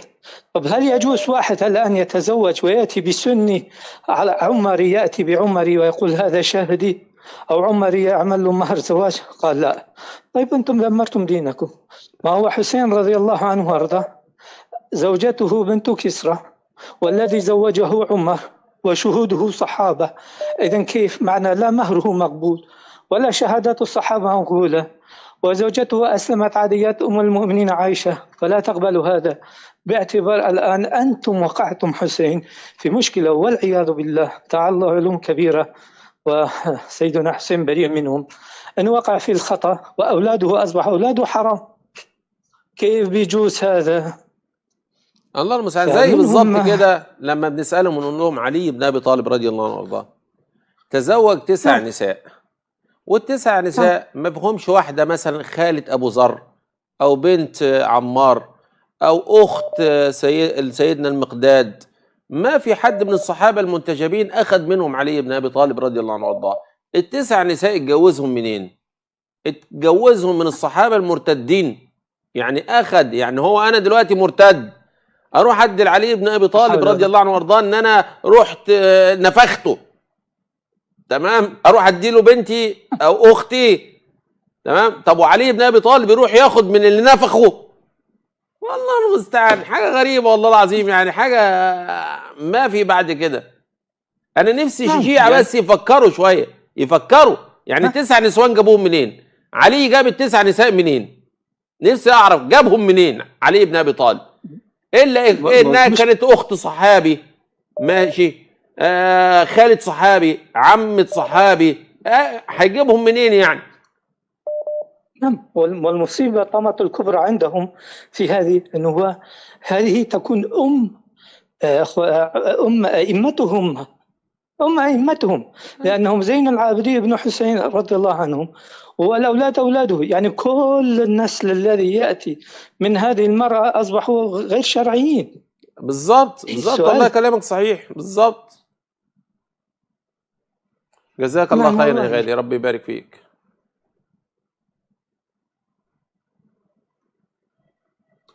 تفضل يا دلشاد. شيخنا شلونك؟ حياك الله، تفضل. أنا دلشاد الجني الكردي. حياك الله يا غالي، تفضل يا غالي. شلونك في الأكراد؟ يعني أكراد دول حبايبي والله. والله 95% يمكن هم سنة. ما شاء الله وحتى تبارك الله. والله يعني انا عندي في البرنامج اكراد يمكن اكتر من الجن. والله بس يعني حتى تعرف والله مو عربي، ها احنا مو عرب، احنا يعني لغتنا مو عربية. نعم يا غالي نعم. يا شيخنا كم من سنة احتاج حتى اصير مثلك، يعني اقرأ كم من سنة؟ كم سنة حتى 10 تحفظ سنة. القرآن؟ لا حتى اصير مثلك يعني. يعني بالاجتهاد ان شاء الله تكون افضل مني. بس كم يعني احتاج؟ لا والله ما 10 تحتاج حاجة. سنوات، انت 5 بقى انت سنوات. ويعني ونسبة يعني اخلاصك لله عز وجل طبعا، وبقى شوف انت اجتهادك ان شاء الله تكون افضل مني في سنين قليلة. لا بس هاي الكتاب كافي وطبطبائي وطوسي وما ادري برهاني الله المستعان. شلون يعني تحفظها كلها؟ ما شاء الله عليك. والله هي المعاهدة من المتابعة يعني. الله المستعان، نسأل الله الإخلاص. ايه اشكرك شيخ. الله يعزك يا غالي، ربي يبارك فيك. الله يكرمك. الله هلا بك. الله يعزك.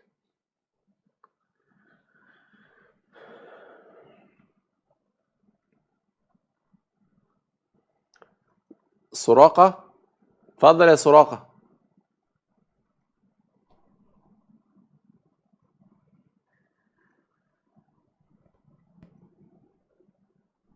اسمعني شيخ. اتفضل. السلام عليكم شيخنا، الله يجزاك الخير يا رب. حياك الله، اتفضل. الله يحفظك يا رب. شيخ وليد، ما عاد اسالك سؤال على الموضوع انه موضوع طبعا كل الشيعة ما يختلفون على موضوع او حديث عندهم اياه، ما اعرف اذا هو صحيح ولا لا، انه يا علي لا يحبك الا مؤمن ولا يبغضك الا منافق، صح؟ نعم تمام. شيخ في خطب في نهج البلاغه، في خطب الامام علي لما وصف ما حصل في معركه صفين، وقال انه لا يستزيد. نعم، في خطب الامام علي في نهج البلاغه، فقال انه لا يستزيد في معاويه او في الايمان. لا نستزيدهم في الايمان بالله واليوم الاخر ولا يستزيدون اننا والرب واحد والنبي واحد الا ما اختلفنا فيه من دم عثمان ونحن منه براء. ونحن منه براء. شيخي في موضوع انه لما تسال الشيعي يقول له هاي الخطبه، طبعا هي خطبه صحيحه ما يقدرون يضعفونها، فقال انه هذا يحكمهم هو على الظاهر، او يحكي يتكلم مع سيدنا معاويه على الظاهر او يخاطبه على الظاهر. نعم. على الظاهر ما يقدر. فانت يا شيعي، فانت ما عندك حديث انه لا يا علي لا يحبك الا مؤمن ولا يبغضك الا منافق، فهاي معاويه واصل لمرحله مع سيدنا علي للقتال، وانتم بتعتبرون انه هذا خلص وصل، يعني انه ظهر عليه. مثلا نفترض حاجه سيدنا معاويه، نفترض انه ظهر على سيدنا علي امامه هو النفاق معاويه، نفترض شلون يخاطبوا على الايمان؟ هذا كان بدي اعرفه انا بعد اذنك. هو اولا الحكم دائما على الاشياء بالظاهر وليس بالباطن، لان الله عز وجل هو من يتولى السرائر. تمام؟ فالان علي بن ابي طالب رضي الله عنه وارضاه ويقول لا نستزيدهم في الايمان، اي ظاهرا انهم مؤمنون، وهو يتعامل معهم بالظاهر، وان احنا مؤمنون وانتم مؤمنون كذلك، ولكن الامر المختلف فيه بيننا هو مقتل عثمان رضي الله عنه وارضاه. فدي تزكيه لمن؟ لجيش معاويه ومعاويه. طيب احنا بقى نزيدهم شويه، نقول لهم ايه؟ ايوه. الان الله عز وجل في كتاب العزيز يقول يا ايها الرسول يا ايها النبي جاهد الكفار والمنافقين واغلظ عليهم. صح كده؟ هل من الغلظ عليهم تسليمهم مقاليد البلاد، مقاليد الحكم؟ طبعا لا. طبعا لا. اذا لماذا الحسن فعلها؟ يعني اذا معاويه ليس بمنافق، والا لم يجز الشرع لك ان تعطي المنافق مقاليد حكم البلاد ولا الخلافه الكبرى. ايوه، وتبايعه وتامر بالضبط، يامر بسيدنا حسين بالمبايعه ايضا. بالضبط، ده انت بتديله الاسلام. بالضبط. فالله المستعان. فهم ما عندهم حجه. دي النقطه الثانيه. النقطه الثالثه فعل الحسين رضي الله عنه وارضاه. يعني لماذا لم يخرج الحسين مع انه معاه جيش اخوه؟ يعني الحسن كان معاه جيش تمام، اللي هو جيش سيدنا علي قريبا يعني بالظبط، وخلي بالك يعني. طيب الان الحسن والحسين كان معاهم جيش، ومع ذلك سالم معاويه وسلم له مقاليد الحكم. طب لماذا الحسين رضي الله عنه وارضاه لم يخرج على معاويه وخرج على يزيد؟ يبقى إذا هناك فرق بين معاوية وبين يزيد. بين يزيد بل بالعكس، ده القوة كانت مع الحسين، القوة كانت مع الحسين والحسن أكثر من القوة اللي كانت مع الحسين أمام يزيد. لأن الجيش سيدنا علي هو قريبا يعني من 5 شهور بالضبط. كان جيش سيدنا علي بالضبط. فلماذا بايع وسالم الحسن والحسين معاوية ولم يبايع يعني الحسين رضي الله عنه وارضاه وخرج على يزيد؟ يبقى إذا هناك فرق بين معاوية ويزيد. بالضبط. ايوه صدق. فالله المستعان. الله المستعان. الله المستعان. الله يجزاك الخير يا شيخ. الله يعزك يا غالي. ربي ان شاء الله. يبارك فيك. ربي يعزك. تحياتي لك شيخ. الله يكرمك.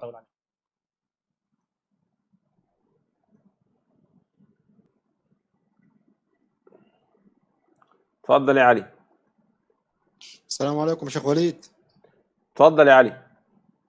السلام عليكم يا شيخ وليد. وعليكم السلام ورحمة الله وبركاته. تفضل. الله يخليك يا شيخ. كيف حالك شيخ وليد؟ والله بخير حال الحمد لله. الله يقويك. وانا هقول لك مثل بس يا شيخ وليد، الله يكرمك بس. علي صوتك يا غالي، علي صوتك يا علي. حاضر يا عم الشيخ. كده كويس يا عم الشيخ؟ تفضل يا علي.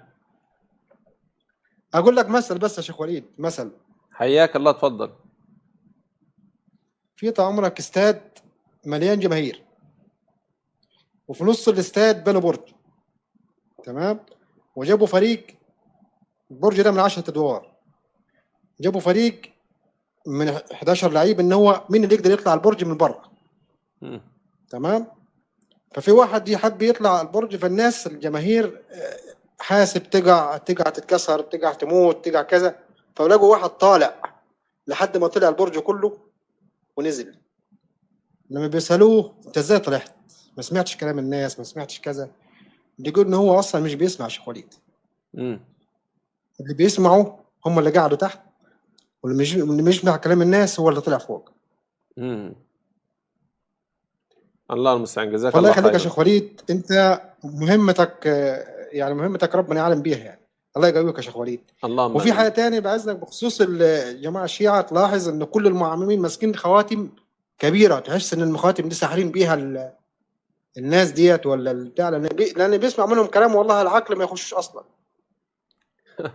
لا الخواتم دي عشان النساء. الله المستعان. ربنا يبارك فيك. جزاك الله خير. تفضل يا عبد الله. السلام عليكم. وعليك السلام. تفضل. كيف الحال يا شيخ؟ الحمد لله والله بخير حال. يا شيخ أنا بسأل عن صحة حديث أن عمر رضي الله عنه قرأ غير المغضوب عليهم وغير الضالين. أولا الحديث ضعيف، ثانيا أساسا ده موجود كمان حتى في الكتب الشيعية، يعني قال به المعصومون. فالله المستعان. شكرا لك. الله.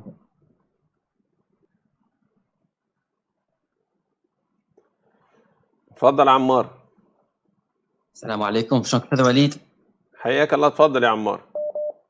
الله يحفظك استاذ وليد. الله يحفظك. طبعا استاذ وليد اني يعني احبك في الله وكل شيء، يعني اتشرف باني تكلمت مع حضرتك واسال الله العظيم رب العرش العظيم ان يجازيك كل خير ويجعل كل ما يتقدمه في ميزان حسناتك حبيبي استاذ وليد. الله يحفظك.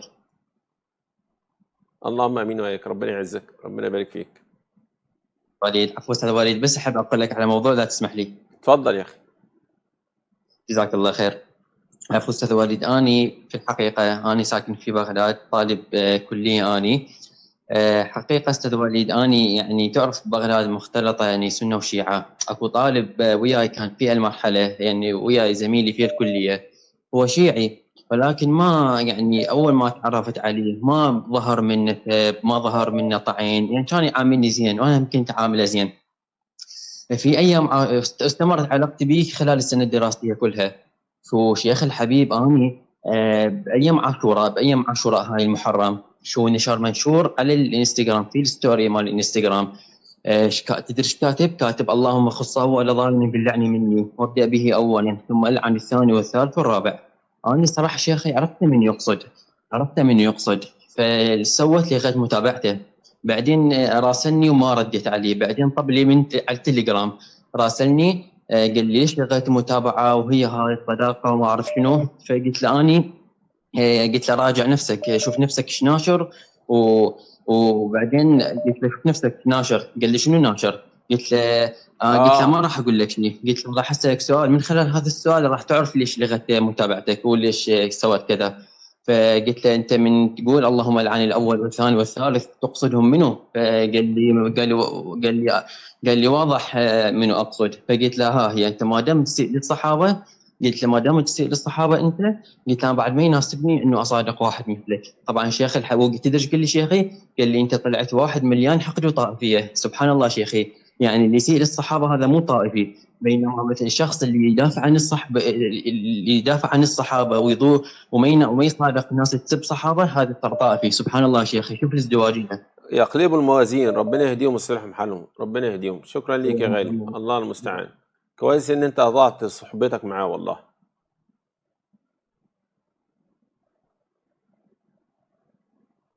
يلا خليل. السلام عليكم يا شيخ. وعليك السلام، تفضل يا خليل. حرام عليك يا شيخ، ثلث ساعة وأنا أنتظر والسنة تعطيك دقيقة بس يا شيخ. أنا على فكرة أنت تعرف أنا أساسا كنت بختم بيه الحلقة، وبعدين قالوا لي هنا، قالوا لي معلش في واحد اسمه خليل ومنتظر بقاله مدة، يعني أنا أساسا كنت هختم الحلقة. شكرا، متشكرين. العفو يا غالي، ربي يبارك فيك. سؤال يا شيخ. تفضل. عندما استلم الإمام علي الخلافة لماذا لم يعيد الحق لأصحابه ويعطي ورثة فاطمة رضي الله عنها أرض فدك؟ شكرا. والله جزاك الله خيرا، طبعا سؤال جميل جدا. لا ده علي بن ابي طالب رضي الله عنه وارضاه عندما سالوه عن ارض فدك قال لك انا ما استطيع ان انا اغير شيء امضاه ابي بكر وعمر. يعني ما الراجل يقول لك انا والله ما اغير شيء امضاه ابو بكر وعمر في قضيه فدك. فالله المستعان. يعني جزاك الله يا جماعه الخير، هي والله المسائل بسيطه جدا، مسائل بسيطه جدا. علي بن ابي طالب رضي الله عنه وارضاه لما هم كانوا موجودين في السقيفه مثلا، وكان منبر النبي صلى الله عليه وسلم موجود، كان صعد المنبر، انتوا بتعملوا ايه؟ يقول لهم كده انتوا بتعملوا ايه؟ انتوا مش عارفين ان انا الخليفه؟ انتوا رايحين فين؟ سقيفه ايه وبتاع ايه؟ لم يالا انت هو ولا القعده اللي انت قاعدينها ديت، يالا انت هو، خلاص خلصت القصه، خلصت القصه انتهت. لكن علي بن ابي طالب السقيفه حاضر، خلفاء حاضر، جروه كالجمل المخشوش حاضر، الخليفه الاول بقى حاضر، الخليفه الثاني حاضر، الخليفه الثالث حاضر. طب ليه بقى واقف قدام معاويه؟ ليه ما مشاش حاضر حاضر حاضر حاضر؟ ما مشاش ليه حاضر حاضر؟ ليه واقف قدام معاويه؟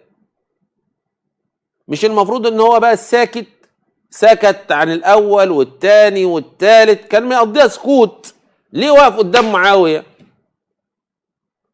خلاص اخذ حبوب الشجاعه؟ لا والله ما اخذ حبوب الشجاعه ولا حاجه، لان هو ده الحق، هو الخليفه الرابع. والله لو ان علي بن ابي طالب هو الخليفه الاول ما تركها لابي بكر الصديق ولا لعمر ولا لعثمان. والله المستعان. فوقوا بقى يا شيعة.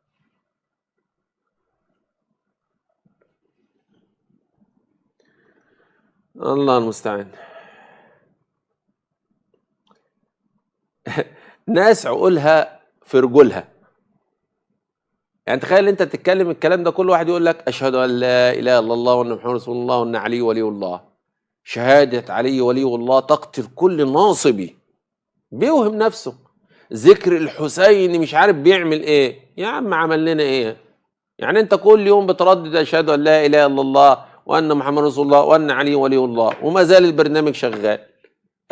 اصل ذكر الحسين بيقتلهم، وما زلنا اهو، ولا اتقتلنا ولا اتعملنا ولا حصل لنا اي حاجه. ما تبقوش بالدماغ صغيره. الله المستعان. على العموم نقول سبحانك اللهم وبحمدك، نشهد ان لا اله الا انت، نستغفرك ونتوب اليك. وما تنسوا اخواننا في فلسطين، وما تنسوا اخواننا في سوريا، وما تنسوا اخواننا في السودان، والله المستعان. وما تنسوا كل مستضعف على هذه الارض. الله المستعان. السلام عليكم ورحمه الله وبركاته.